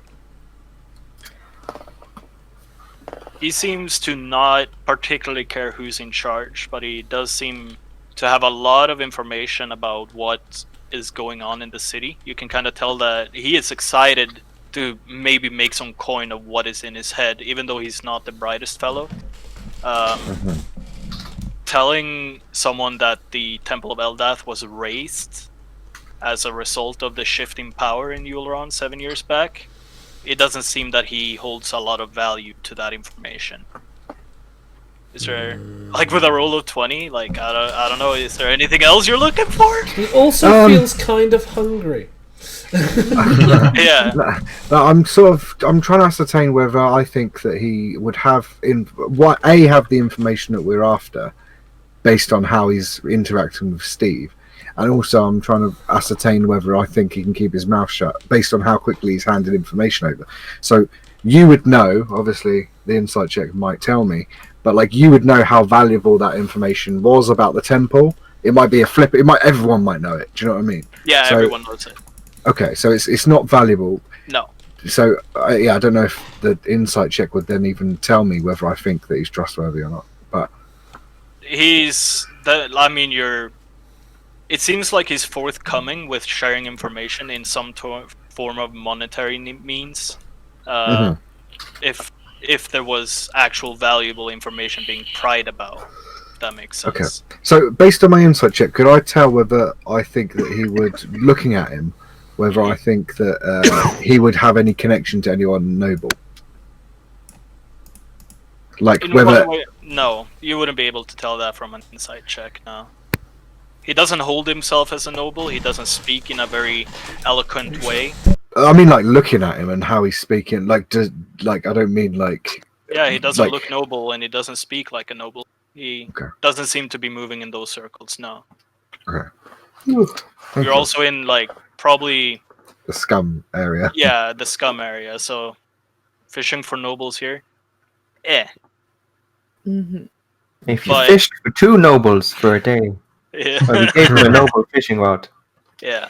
But I believe now. the original question was whether or not he held any loyalty to Drubeg as well, and he doesn't seem to particularly hold any love for any ruler, previous or present. It doesn't go, when our beloved Drugel did. Okay. He doesn't just that Drugel, blah, blah, blah. So Steve, does that answer your question? I don't want to I wouldn't interrupt you, so I'd wait until you'd finish. It doesn't, indeed. So then I'd say to him, I need to know why someone would be willing to sell. No, she probably wouldn't say it like that. I want to stick true to the character. She'd probably say, if The steel is worth more than the gold. Well, that's like that's not even like that cryptic, right? I'm talking about steel as in No, like. I just love it. I just love everything about your character. It's a living meme. It's great. So steel, she's referring to like violence, obviously. So if steel is worth more than gold, what would you trade 1,000 gold pieces for apart from steel? So Drink, food, lodging. I want to know why a noble would benefit to practically giving away their riches, and I want to know if any nobles have been acting mysteriously regarding their finances. Well, and he at this point holds out his open palm towards you. If you pay for the information, I'll be willing to share. I would like to high five. No, I'm just kidding. Okay. So, I'm kidding. So- I'm It kidding. will probably be a low 5 since he's like holding the palm up. okay, so I'm not trying Honestly, Finn was that close to doing it to the Dragonborn previously. so I'm not. I suppose I don't want to do this wrong. I'm not trying. I suppose it may be classed as into. Basically, I'm going to say that I don't pay by question. I pay by the value of the answer. Well, you're out of luck then. And he folds his arm back up and leans back into his chair. I'm going to take a gold piece out of my pouch. I'm going to flick it in the air and catch it, and just hold it like this and be like, "If there's value in your answers, then I don't mind paying." I'm trying to persuade him that I will pay fairly, provided that the answer is, is an actual decent answer. I'm not going to give him gold for him just to tell me, "Oh, I don't know fuck all about that." All right, make And a she's firm on it, like she's. yeah. Make a persuasion check with disadvantage, which is a straight roll for you. Okay.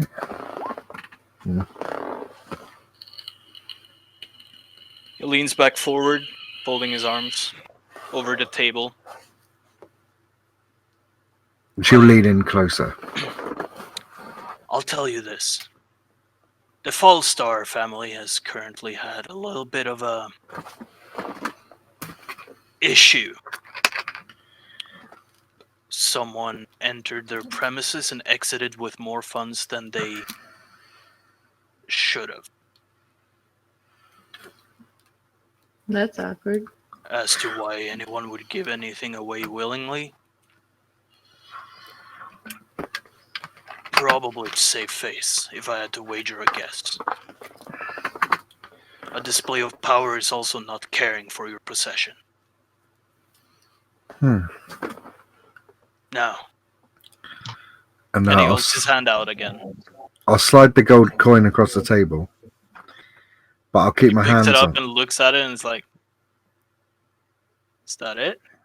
But I'll keep my hand on it. I would slide it okay. across, but keep my hand on it. And I would say, "What do you know of the Wartime family?" And I'll let go of the coin and go towards my pouch. No. Well, do you want the full history? What? I know a lot about the Wartorns, yeah. Is there anything specific you're looking for? Anything interesting? And actually, what I'll do at this point, I'll take another 5 gold out of my pocket and place it on the table, and basically saying, "Look, I've given you 1 gold for the first question. Give me 5 gold's worth of information." Is what I'm saying. But I'm not. I'm also don't want him to. I don't want him to think that that's all he could potentially get out of me. No, I get that. He looks at the coins, looks at you, and then they're a powerful lot. They are. Tom Wartorn, the head of the family. He's a fanatic. He enjoys having Drubeg on the throne. It gives him a lot of agency. Fiercely loyal. Even granted a house for his service during the war.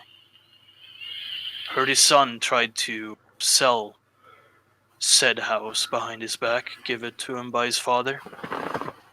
That is Vago vaping. Oh, sorry. And Tom didn't enjoy that. Are you insinuating that he's giving the house away at this point? I'm not insinuating anything.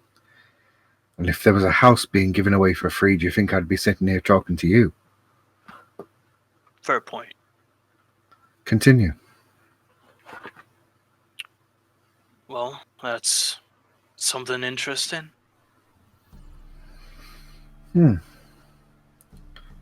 So, I'm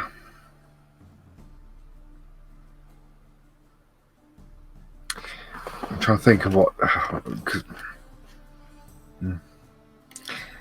I'd look at him and say, if your favourite grandmother gave you a watch for your birthday, well, I don't know what they'd celebrate in this land. I presume I'd know in person, but do they celebrate birthdays?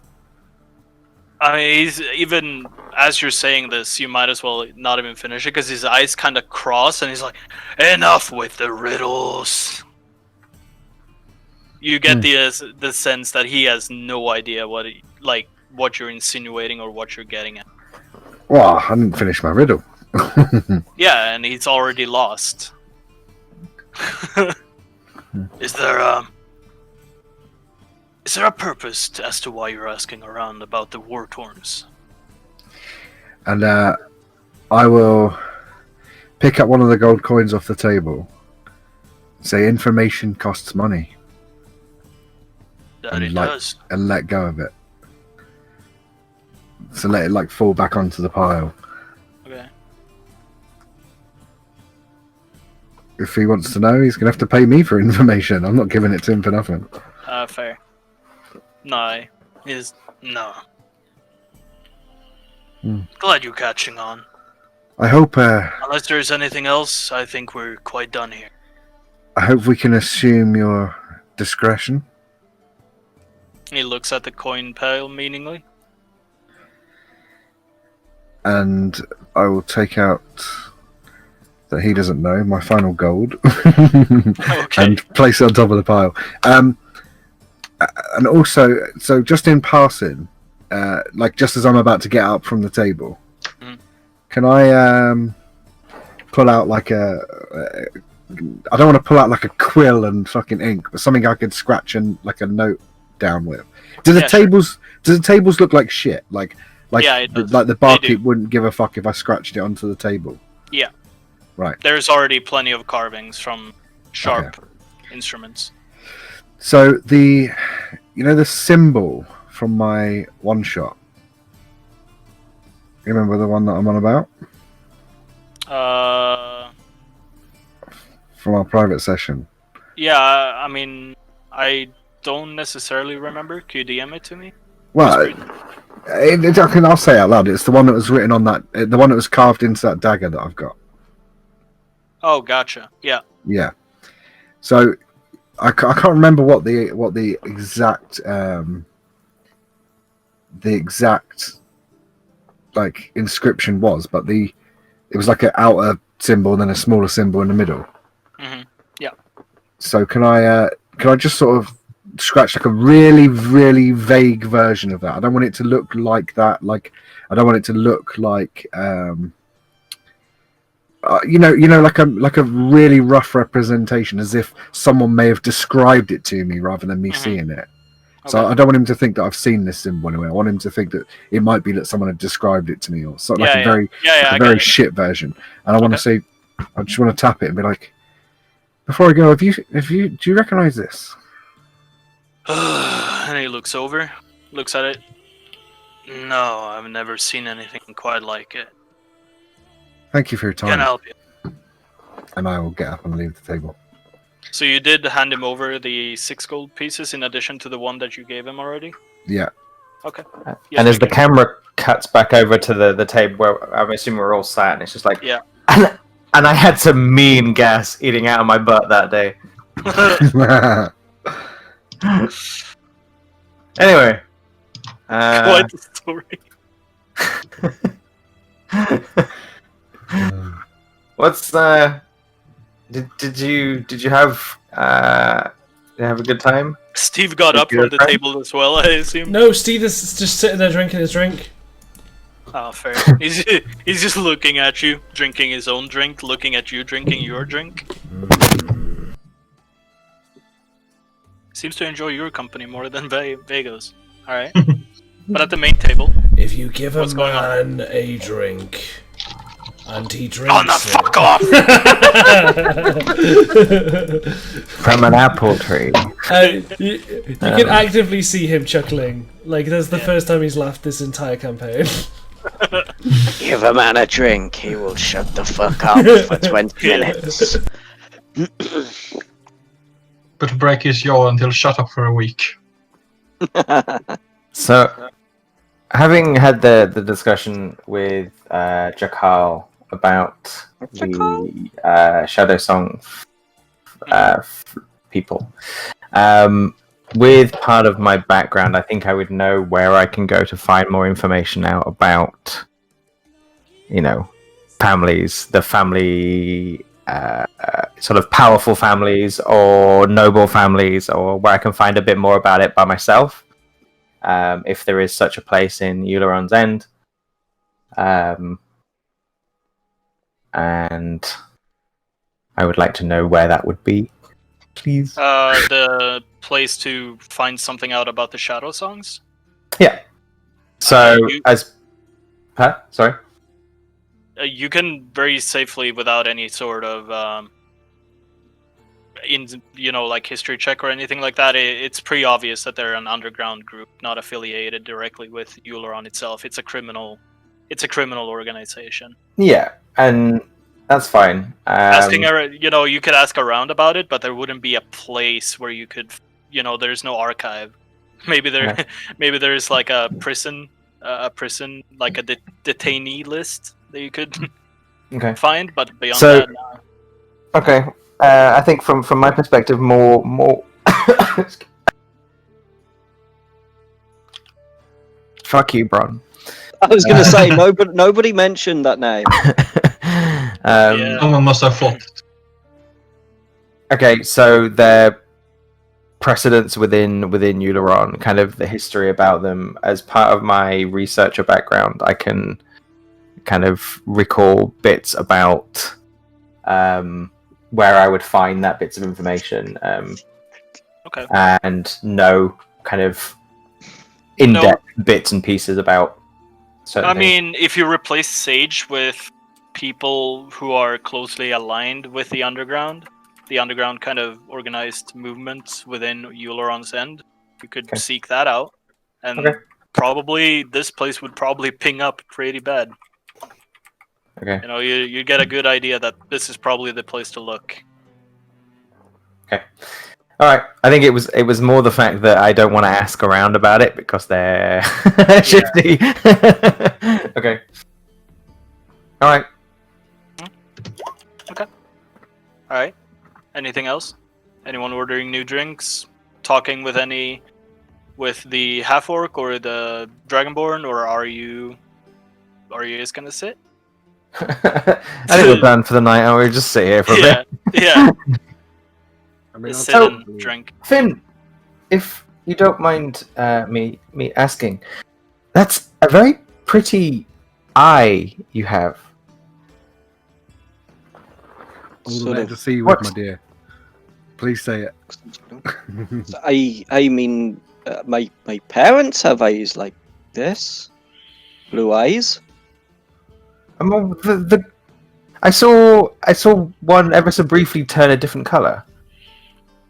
One of his eyes is permanently golden, so he wouldn't be a shifting. Oh, there you go. Okay, yeah. I thought from that comment that both of his eyes had turned back to blue. Okay, maybe he doesn't have mirrors where he's from. He doesn't know his eyes gold. Actually, he's gonna say, "I don't know it." No, he doesn't say that. That's from my wizard studies. You're a wizard. I am, yes. And I open my hand and I cast Silent Image, and I make like a exact duplicate of Duke appear in my hand, and then make it vanish. It moves around. It doesn't make any sound. It looks real, apart from it makes no sound at all. And then Duke kind of pops up and has a look. So, seeing you do this, can I slide in and just say to you, can you show me what your red elf friend looks like? Of course I can do that.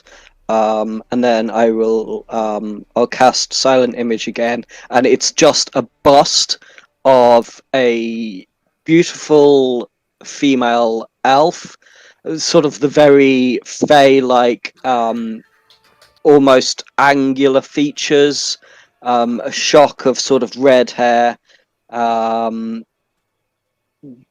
both eyes golden, I believe. No go. Yeah. Messy red hair, red, almost autumn-like skin, ears longer than most elves you've seen before, and the eyebrows actually long as well. I know what like a And it bust just is, sort but of I just imagined you slowly conjuring a mirror. rotating this image is just slowly. Have you seen her? So, Vega would do like a. She'd have like quite a surprised look on her face, which may be mistaken for like recognition. And then she'd sort of stand up and put your hand on his shoulder and be like, "It's a neat trick you got there. I've not seen her." And then I'd walk over towards the barman. Yeah. Make the image vanish. So you Duke walk over looks to the incredibly sad. Oh, poor Duke. Lost his friend. Yeah, so I'm walking over to the barman. Okay. Yeah. Jackal is standing there, looking at you now. Alright, what can I do for you? Tell me more about yourself. No. Why not? It's my business. I don't want to know your exact details. I'm just asking. Conversation like. Alright, well, I run this bar. Been here long. What? Been here long. Been here long. Oh, okay. Fairly. Say 20, 30 years or so. How have things changed for you in recent times? Less profit. Well, I suppose. So, out of character, what would I know about this guy? Absolutely nothing. So he's been here for 30 years and I know absolutely nothing about him. I mean, yeah, he's a commoner. He owns a bar. Okay. Fair enough. There's nothing to know about him. Take a look at his character sheet. There's nothing on there. Yeah, pretty much. Okay. Is there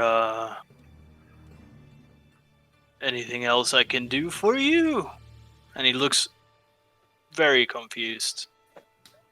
No, thank you. And I'll leave my glass on the bar and it's like obviously not been touched. That tone and that question thank you. is too real to me. And if anyone's looking over, he's actually just trying to pour back Vago's drink into whatever bottle he would have poured it out of to begin with. And yeah, can I take out like 5 silver and just put it on the bar to pay the tab? And Yeah. just like almost like she forgets she was in company, just start walking towards the door. Okay. Yeah. And you would never believe what he said. He thought it was about this big when actually it was kind of like this. I don't understand. No, neither did she. Anyway, what are we what are we doing now? Yeah, what are you doing now? Vego? We must follow. She would sort of hear that and sort of snap out of it and sort of turn around and be like, I remember you guys. And she would walk back over to him like, are we going to get going? Where to? I don't know. I feel like we need to at least touch base with Mr. Wartorn. Tom. I wouldn't say we need to tell him that we've found the solution to his problems, but I'd at least like to tell him we're making progress and see how he reacts. Okay. Is that what you're doing? I don't know. Sure. Greg, let's go. And I'll head up with Vego and kind of start making a move out. All right. So making your way towards the Euleron's final rest, you do see people of the populace kind of pull their hoods closer around them, trying to not be seen necessarily. You quickly discern this to be people of less fortunate stature, trying to keep out of your way as you're kind of walking down the street. They take back into a side alley, and if you look over your shoulder, they kind of continue down the path that you were coming from. And you arrive to the familiar port entrance of Euleron's final rest. Stepping inside, you can all see the same elf sitting at a table, shuffling her cards in front of her and dealing to a group of 4 or 5 people. And as you make your way into the private quarters, Tom looks up from his Tom Wartorn looks up from his kind of papers and ledger in front of him. Looks at you. Can I take it that problem solved? Or is there another reason you return?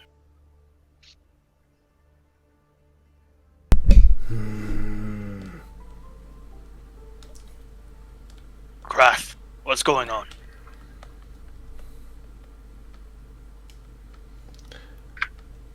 Yeah, out of character, I have no idea what we wanted to talk about. Like, touch base? I don't know what you meant by that.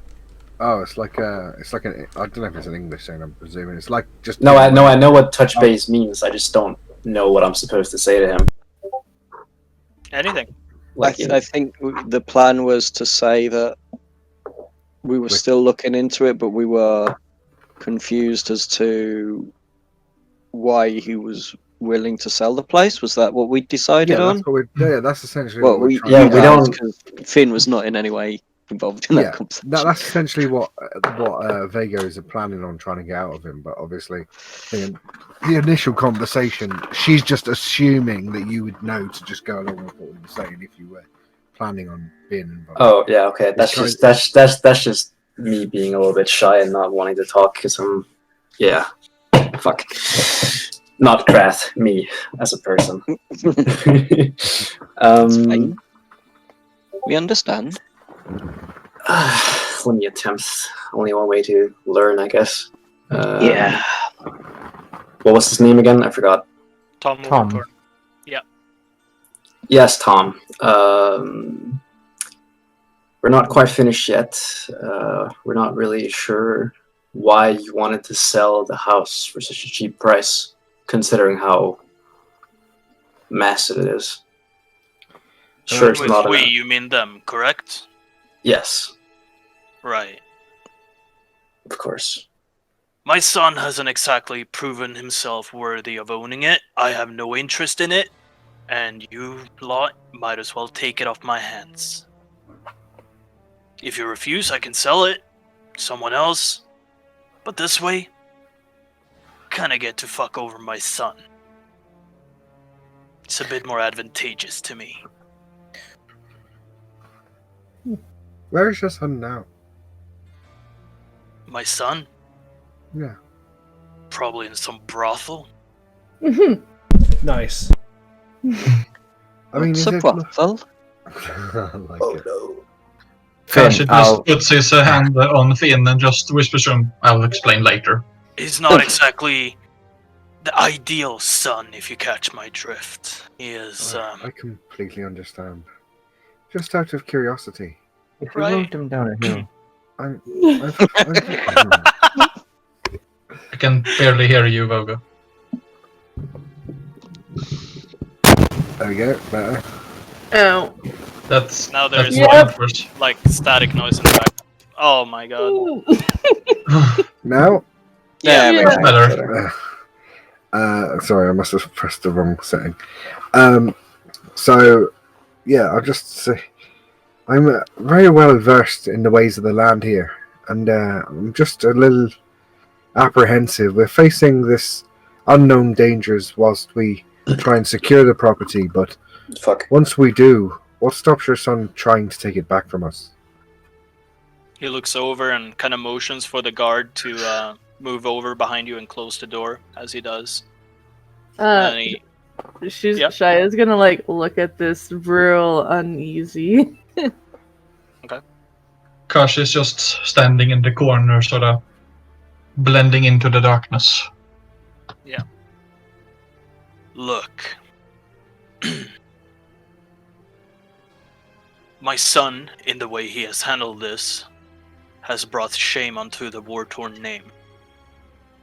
If I were to hire others to take care of my problem, and he looks meaningfully between all of you, kind of lingering his eyes on Krath a little bit, and then that would take that off my plate.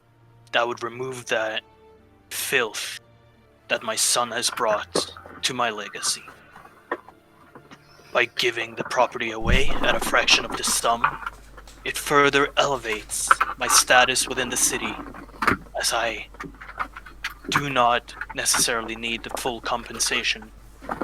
Who's fiddling with their thing? I can't. So, Oh, sorry. No, Sorry, it was me sitting up. I think my Yeah, chair was it's like squeaking. the yeah. Your mic is really sensitive.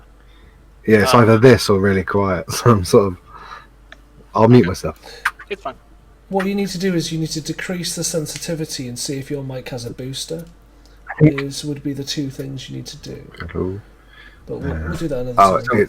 it's already at the lowest it can be. Let me switch over to the other one, then turn it up. Yeah, but the sensitivity is supposed to be. As So you want it higher. yeah, How's that? it's better. It's not so much background noise. Is that But better? either Yeah? way, yeah. Getting rid of the property at a fraction of its actual value doesn't necessarily mean that I care for it. I care for it deeply.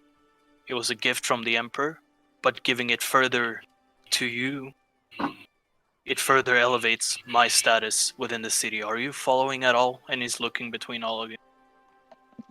I completely understand. Finn is just shaking his head.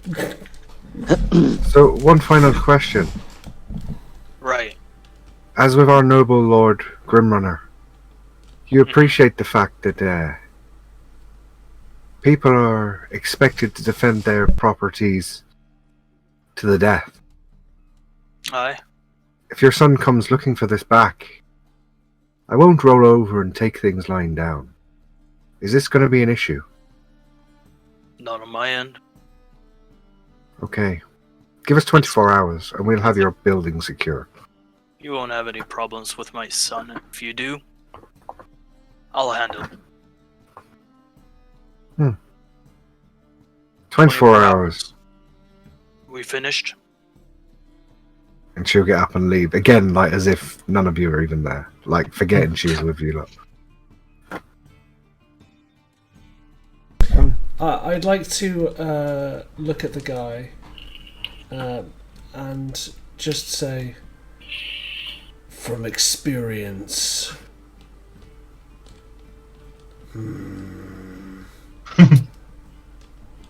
you shouldn't throw away your son so lightly.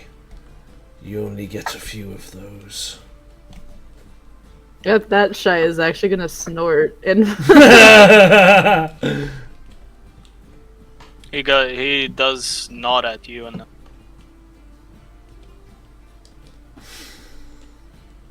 And you don't care at all. You seem to think that you're clearing one dirt out. Yet, you don't care about the dirt coming in. These riddles. I love them. Or symbolistic statements. You don't care Are you who referring inherits the house. Is that No. correct? That is correct. Then you are blind to your own honor. And I leave.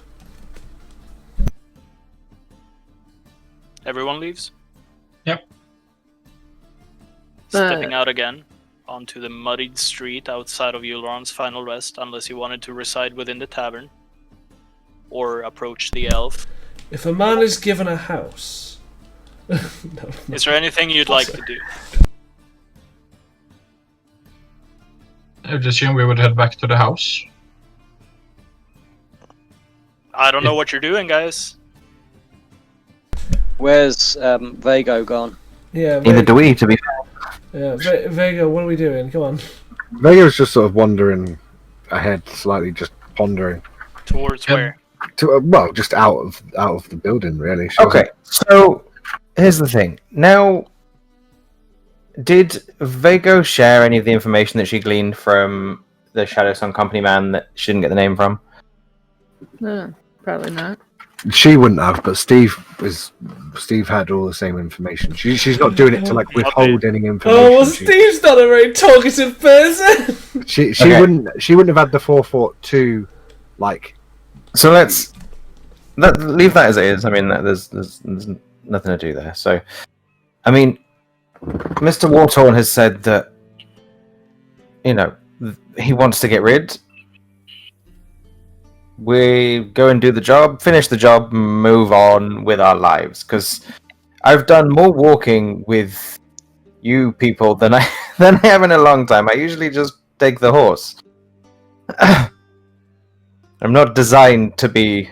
Then why didn't you take trudging the through horse muddy to streets. begin with? Do you have horses? No, it'd be impolite. I figured you came with one, since you said that you were on a horse. My goodness. So let's go to the house. Lulu will have probably knocked us up some more fine cuisine. Let's eat, pretend, return, win, profit.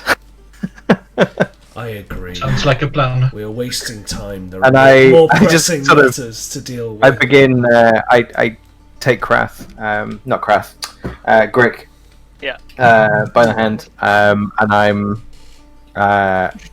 By this point, Duke is kind of on his shoulder, rather than mine, and we just begin kind of absent-mindedly leading the group up through the common area, up through into The noble district and the so noble on. district. Yeah. You're yet again Into- stopped. You tell them your business, you're let Yeah. through, and you're outside of the mountainside manor. You're not too familiar with the place yet, I assume, but you are there. I knock on the door and go, Lulu, we're home. Hey, comes fluttering. Hi, how did it go? Good morning.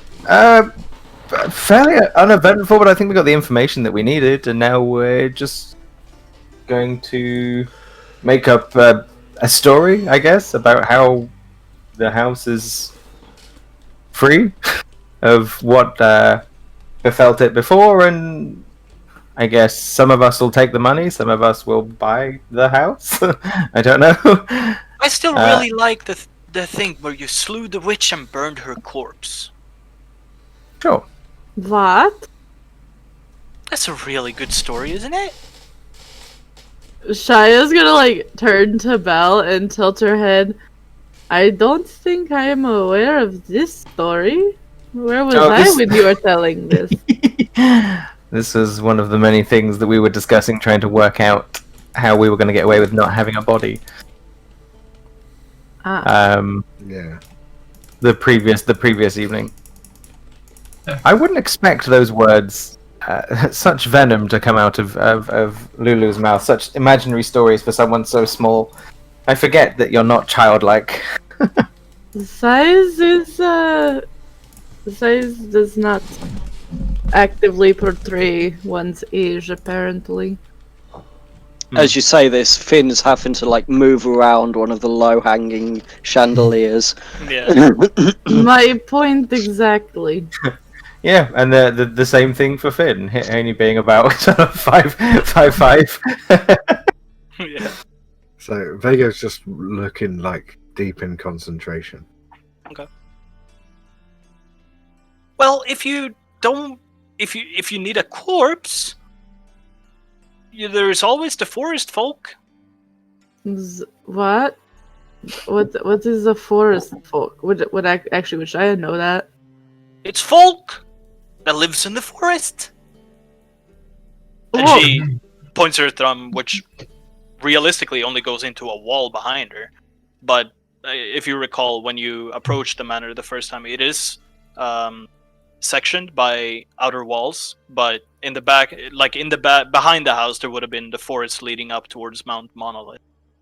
So would we know, like, forest folk with regards to like how dangerous they might be, or how like Yeah. we would know the appropriate threat level of the people that live in the forest, right? Yeah, Shia would be very against just finding a random person to burn. Finn, I don't want to don't want to go kill and someone. kill some random person. I feel like that would doesn't be. make any sense to me. And she's like nodding along and pointing to Finn, like, yes, this. Well, they're not very nice people, you know. They did Well, great. they haven't wait, what? They made Greg the way he is. At least we think so. That's where we found him. They I look hurt down at- him. I look down at Grick and look for signs that it was the forest folk that. Yeah, like did he look scared at the mention of them or anything? Not scared, but he's uncomfortable. He's kind of shifting in place. He's not enjoying the direction it's taking. Would you like us to go and visit the forest folk? Are you directing this towards Greg? Yeah. He Then we have no need to visit the forest folk. Sort of Vago midway through their conversation, she's going to snap up and just look at everyone and be like, she'll just look directly at Finn. What's your path? Oh god. The questions continue. My path. I'm looking for my teacher. And then he'll turn to like Shia and be like, and yours? That is none of your business. You? And look at Kashi. I simply wish to see the world. Well,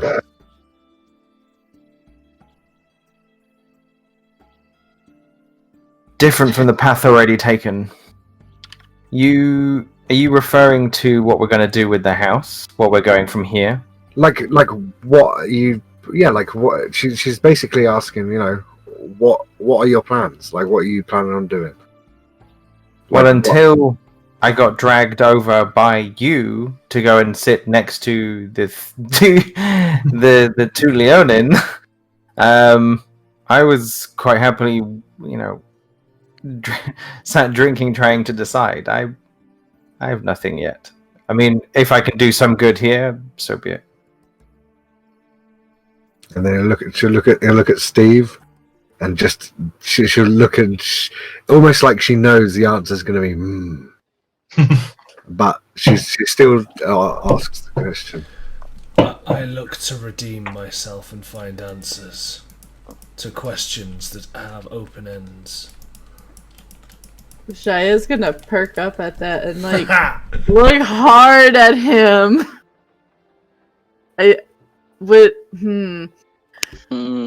And you, Vego?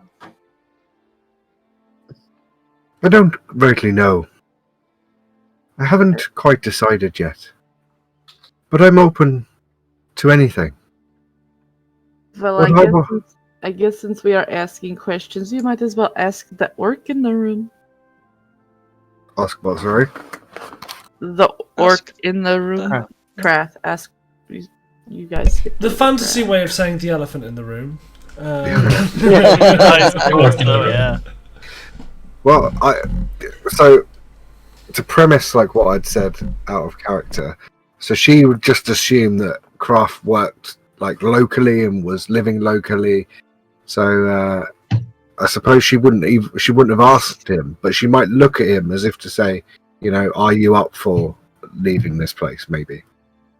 I don't think in character she would have asked him, because she would have presumed that he works locally, you know, because he's been hired to come. Hence sort of why Shia prompted. Yeah, that's what I'm saying. So if we, Okay. Moving on. Wrath? Oh, so wait, you're asking if he wants to leave this place, or? What is your path? Oh. A better life than this. Anything is a better life than here. Exactly. I propose that we all place our eggs. I went into Shire's accent then. We all place our eggs in this basket, and whatever path we choose, we can expect to return to an omelette. This is Lulu not making exactly a omelets. bad thing. That is No, not exactly I'm not a cooking good anything. thing. I don't follow. So, just coming back to the crux of the matter, then. I mean, yes, Kashi, you're not interested in the house. Finn, you're not interested in the house. However, Kashi, you want to see the world. 5,000 gold might, would be your percentage of the sale of the house. If we decided to then sell it. Assuming anybody would buy it after it is given to us by the Lord or whatever his title is. I mean, having property in Euleron's End that was gifted by the Emperor will raise our stature no end. If you are looking for answers, if you are looking for information, if you are whether you're looking to put down roots or not, it's always handy to have a stopover. If should you wish to return, you may change your mind. And I don't think we're going to get a better deal than what we have here. I know a seamstress. We could employ her to do the place up, reupholster and make fancy curtains and the like, and that'll do nothing but increase the value. The eggs will slowly turn into the omelette. Which came Oh, first, that's the good, that's chicken, good. the egg, or the omelette? And Lulu is getting really excited at this point. Oh, And that's good, that's good.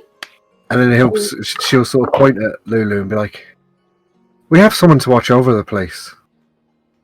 We're investing money that we don't already possess. It's not like we're missing out on it." Lulu and her big dragon's maw will protect this place. And at this point, Spyro kind of comes into the room. He is. Is it more like an adorable This yawn? really pitiful squeal more than anything else.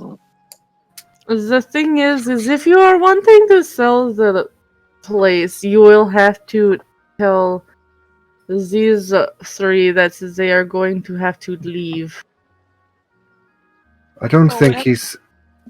I don't think he's on about selling the place. She'll look at Belle for confirmation.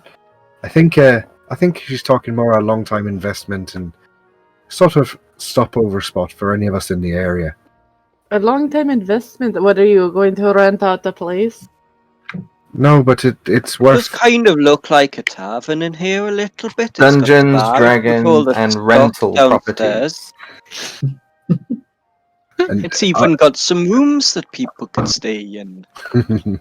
We could turn this into some kind of a retreat. The things downstairs, the big barrels, they could be isolation chambers. Right. Unless Steve I burns want it to have down. a look around, see if there's any troll skulls on the wall. Right. Giant fucking spider in the attic. There's no troll skulls on the walls, Okay. unfortunately. We can always put some up. All I mean, am look. saying is, how do you plan on getting money from this if you are not going to rent it out? And if you do decide to open it as like a random tavern, wow, my accents are blurring together. Okay, sorry. If you do plan on opening it up as a tavern, as you guys seem to allude to, I don't actually know what is going on here. You are still going to have to figure out who is staying to take care of the place. I don't particularly care to stay too terribly long here, though plans apparently do change. On the subject of taking care of the place, Grick kind of raises his hand meekly, like, Yes, but as cute as you are, you do not talk. We don't need to "Oh, necessarily we have. do!" He is here from Lulu. Yes, but pardon me in my skepticism, but I do not feel the common folk would be too terribly taken with a disembodied voice. So unless you are able to do what he does and make yourself a big person and a different person, you are can't going do to that. struggle. So I think, out of character, I think Vago's annoying riddles are confusing people. I think Yeah, Belle understands what her intentions were with the place. So does Belle want to weigh in a more logical fashion? I mean, honestly, I think I kind of feel that we're looking too much into it. If we don't want to take the house, then let's just go and decide, like, to see Tom and say, look, give us our money.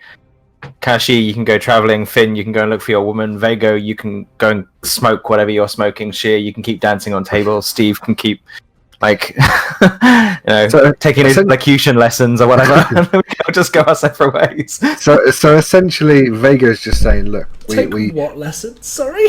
Elocution lessons. So essentially, Vago's not suggesting renting the place out or turning it into a tavern or anything. Just seeing it as an investment of, we're getting paid 300 gold each for doing the quest. He wants 150 gold off each of us to buy the place. We just leave that 150 gold here, let these guys live here and look after it. We get it done up over time by like locals, and just leave it here. We can go and do our quests, do whatever, but it's worth 35,000 gold. And we're paying 150 each for it. So yeah. Okay, but if how you had do just said that would have been fine. I know, but Yeah. I'm trying to play a character. It just seems to be the most annoying character in the world. She's not annoying, just confusing to everybody involved. It's fine, don't worry. It's the stopover. It's the Trollskull Manor of Galrithia. Yeah. Like this was somewhere where we can return if we are coming back this way. It's the base of operations we should have had in Galrithia that we destroyed. Look, I don't take responsibility for that. Wow. I do. Okay, Tom. Thanks, Obama. Thanks, let's. Sure. Why okay. not? Eventually we will return here, I am sure. So how'd you solve it? We killed you. Okay. And then what? We profited. I mean, how much information do you think Mr. Wartorn is going to need? He doesn't care. We solved the problem. He very much stated he doesn't give a shit about the place. We could honestly probably say, look, we're happy to take on what's there as our new property. If he doesn't care, we just say we like the house. We'll take it. You know what I mean? We slew a fearsome dragon, and I look down at Spyro. You're overthinking it again. Yeah. He just said he wants to give us the house, right? From the wise one's words over there. Why don't we just take this house and then leave it to these three to make us more money? And then We do our own things like people. I think that's the most words I've heard you say since I've known you. It's been too long. I've sat still for too long. I need to be moving. I still don't understand why you're telling these people your name is Steve. That's not the name that you told me when I first met you. I think it's a language barrier. So it's fine. Shia I don't like really. perks up at that too. I oh, don't really? really understand this whole naming thing. Where I'm from, nobody has names. We don't need names. Where I'm from, I don't have a Very name. confusing. We don't use roads. Yeah. I think with them talking, I think I'm probably just gonna kind of leave, and go up to kind of explore the rest of the house. I mean, it is in very, like, not overly over the top so, but it is in dire need of repairs of some form. It is not in a very good shape, either from neglect or as a cause of the effects that these spells keeping visitors and intruders at bay from Lulu and company would have caused. You need pretty much everything across the board in order to be able to restore this to its former glory. You know, new paint on the outside, new tapestries and whatnot on the inside. Floorboards could use like little get up. You know, carpenters, woodworkers, the whole shebang. Essentially, it's not a very. It is a very grand place, but it is in. Just a question. Wow, I went Finn on that one. Wouldn't mending just work fine too to fix up stuff, and prestidigitation be fine to paint things? Like prestidigitation and mending is basically all you need, just over and over and over again. The thing about mending is that it only repairs one, like within what is it, square foot, I believe. It's just one tear, or one. What I'm saying is that they're both damage. cantrips, and so you can repeatedly use them. I assume, like, endlessly. So it would take a while. I mean, mending would work to fix, maybe put stuff maybe back together. But if there's too many missing pieces, it's going to be awkward. I don't think prestidigitation will really do anything. I mean, with Spyro and Lulu and that staying here, they could fix it up over time while we're gone. Do you know what I mean? Like, still need materials though. We could leave them a little kitty. We could do like a what do you call it? Like a tax. So we have like a party tax where 10% of our gold goes back into invested in the house or something. Okay. What is that? So where in the house is everyone right now? I need everyone to. I'm gonna bring you guys over, and I need everyone to place themselves where they would have been doing the inspections or talking or whatever people are doing. I would assume just in the main room. Yeah. Grick would be sticking with Belle. I have moved from one corner to the other corner. I mean, once the conversation was over, Vega would have gone wandering. Probably gone. But like, this is a snapshot, not a moving thing. Where is everyone in this very moment? You know, freeze time. Where is everyone? The main room, like where I am now, the bar room, because that's where like the conversation. Yeah, that's where the conversation would have been, I assume. Okay. So unless would probably sit back in the corner he was meditating in before and sit there.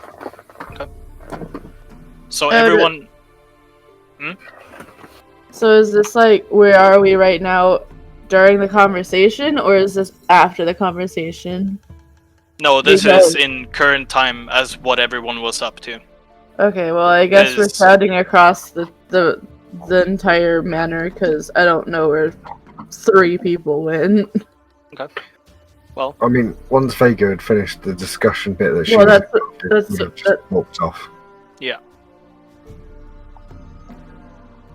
Kakashi is sitting in the corner. Everyone else is in the common room, along with Lulu and Spyro. Spyro is sitting perched onto his place where he would, well, have always kind of been. Everyone in the common room Ooh. hears the sound of breaking glass coming from the kitchen, as well as small... What languages does everyone speak in the common room? Common, Elvish, Giant, and Sylvan. Common and orc. Orcish. Common and abyssal. Okay. And Common and Leonin, I guess, even though I don't have Leonin written down on the page. I'm glad I'm not there because I think that would give away too much. Me too. so, there is voices. Yes, a very guttural sounding noises as there's several breaking glass, like windows are being broken into inside the kitchen. Rushing over, this was just to be able to know where everyone was, apologies. Rushing in, just, there is a big, like, commotion. People are robbing through the entire, pretty much. Going through the entire kind of kitchen, there's, slamming doors, slamming shelves, like, plates and glass is breaking onto the floor. Everything is, What's everyone doing? Well, Shaya's gonna sigh and like rush into the kitchen almost with a "what now" kind of mentality. My Yeah, character, sort of my character would like rushing to over. instinctively, sort of body block Wolfie's Hello, delete character, Shia, and like put her in a place of safety, and then like move my body in front of where the sound is coming from. Shift my she is spear not out gonna be into place. happy with that. I know, that's the point. Gosh, if would you the- like physically move her, she's gonna hiss at you and like kind of like kick. Like what is that? What is the matter with you? Kashi would spring up immediately and dash towards the kitchen. The sound. Same. I'm gonna draw my spear out, hold it in one hand, ready, sort of Should I be following seeing after the anything? others. Or is this just because I'm not there? Would we hear? No, we're not. We're on the main map. Would we hear anything from where we are in the house? I'd say make perception checks.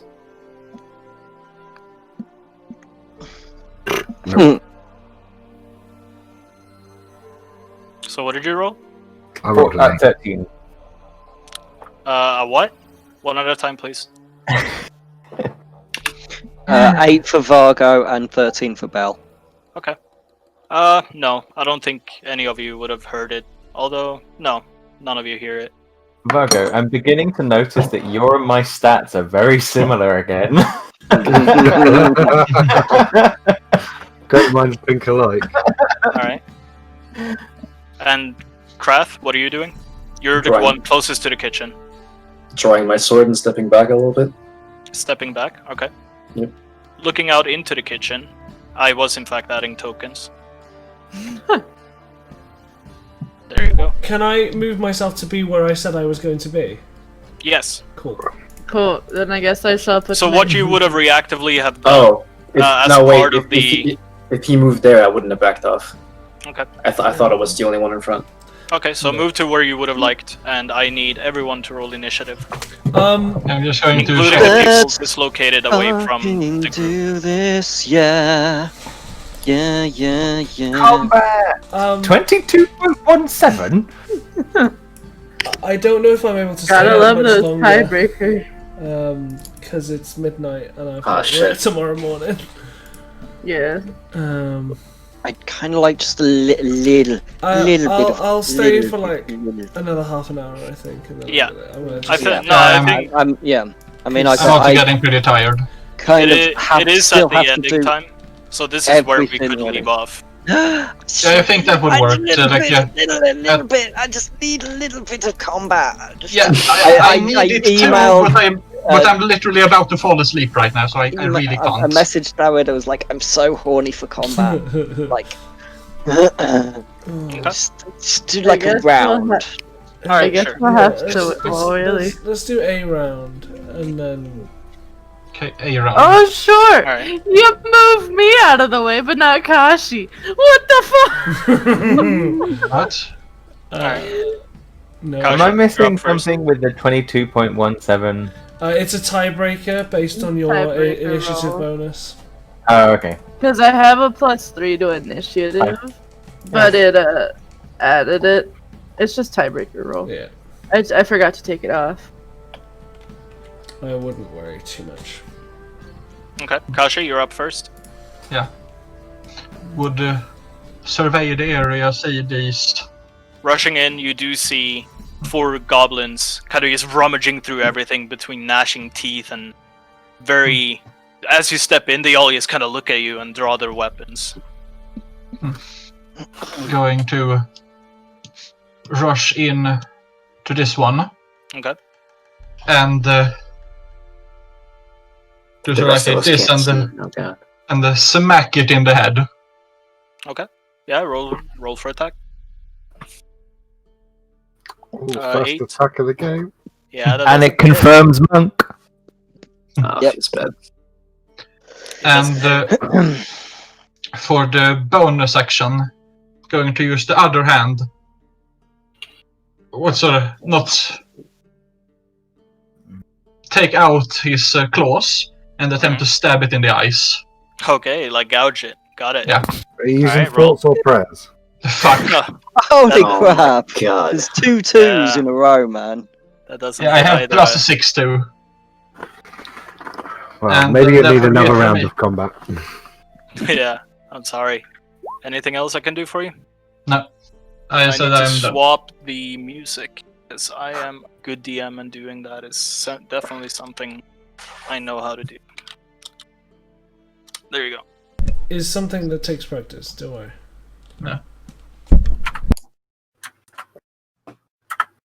Is it playing?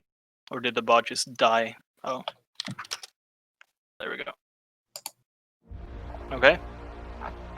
Kashi leaping in, rushing in, taking a leap over the crate next to him, goes for 2 hits, 1 for the eyes, 1 for the body. None of them connect. Is there anything else you would like to do on your round? No, third time no. Oh, sorry. Shia.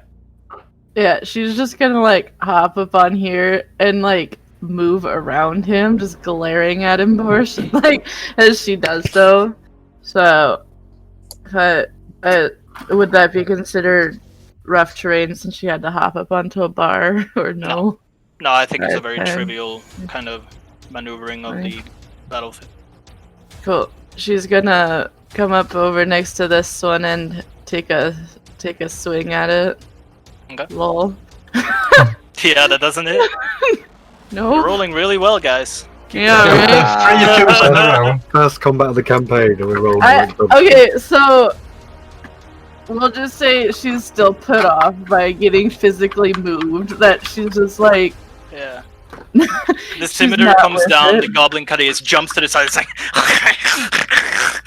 he is laughing at you. And then anything else? nope, that's it. I Alright. can't really do anything. Finn, Urethweld, you're up. Awesome, cool. So, Finn is going. He sees where his friend Kashi has just gone. Sees this goblin seems to be in combat with him, so he's going to get his spear out and he's going to point it and focus in the way that his teacher. And he's going to channel his energies and he's going to cast Eldritch Blast. Yeah. Oh. Yeah. Roll for attack. Oh, that 23. definitely Warlock. that hits. And that'll Doesn't- be 1 point to force damage. Doesn't confirm anything. He could be a magic initiate. Technically. Oh my god. So we've got a monk, Well- we've got a warlock.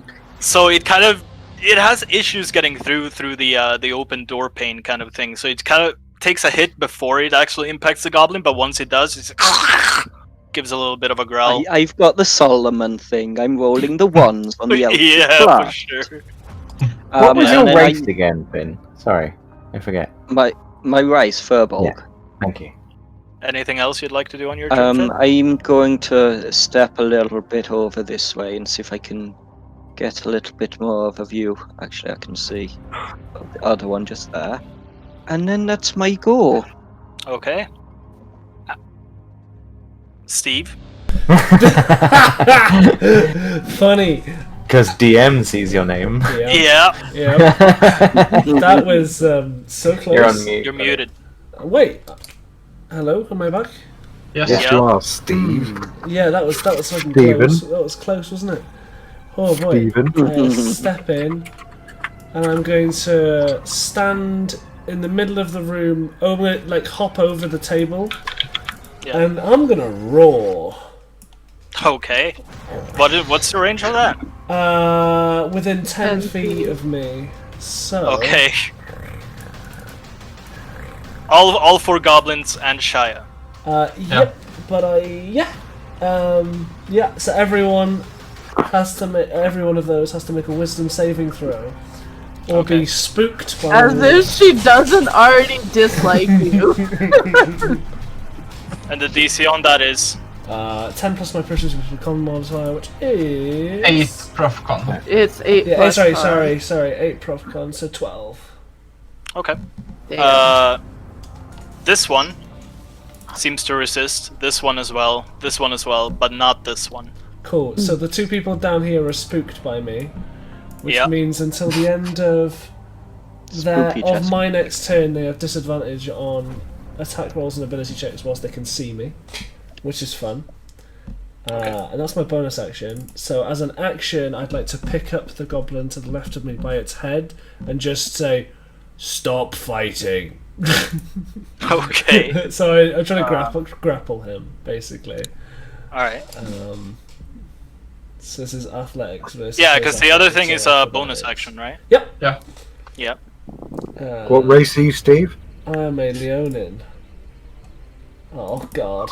So he has to get Wow. acrobatics or athletics checks to beat 8. Okay. Real toughie. Unfortunately, he kind of swats your arm out of the way, being able to kind of, with the momentum of that, being able to dodge out of the way from your attempt of grappling him. Could that be my turn? I'm done. I am, yeah. That's me done. Alright. I'm finished. You are left in. Alright. Phew.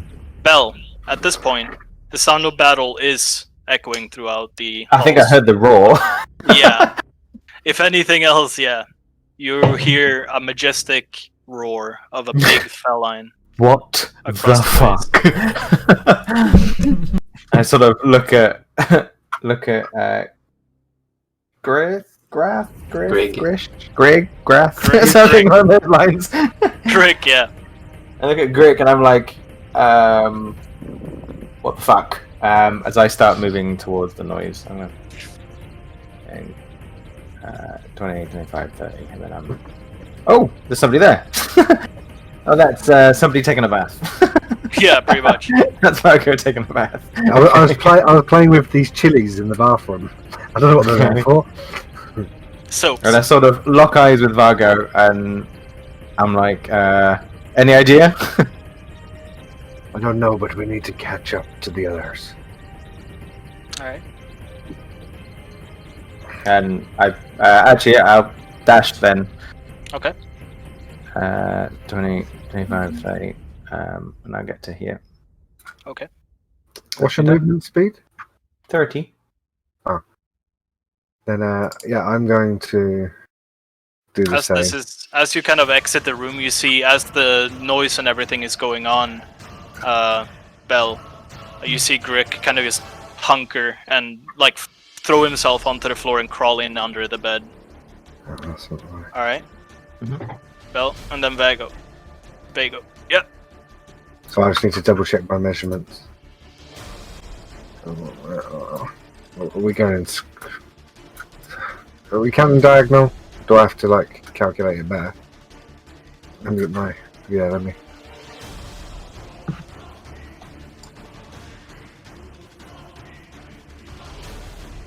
You have 5 feet more left Yeah. to move. Boop. Okay. Can I? These aren't I can't see the enemies, can I? No. I don't know. That's not Shadow. That's Kashi, right? In that corner.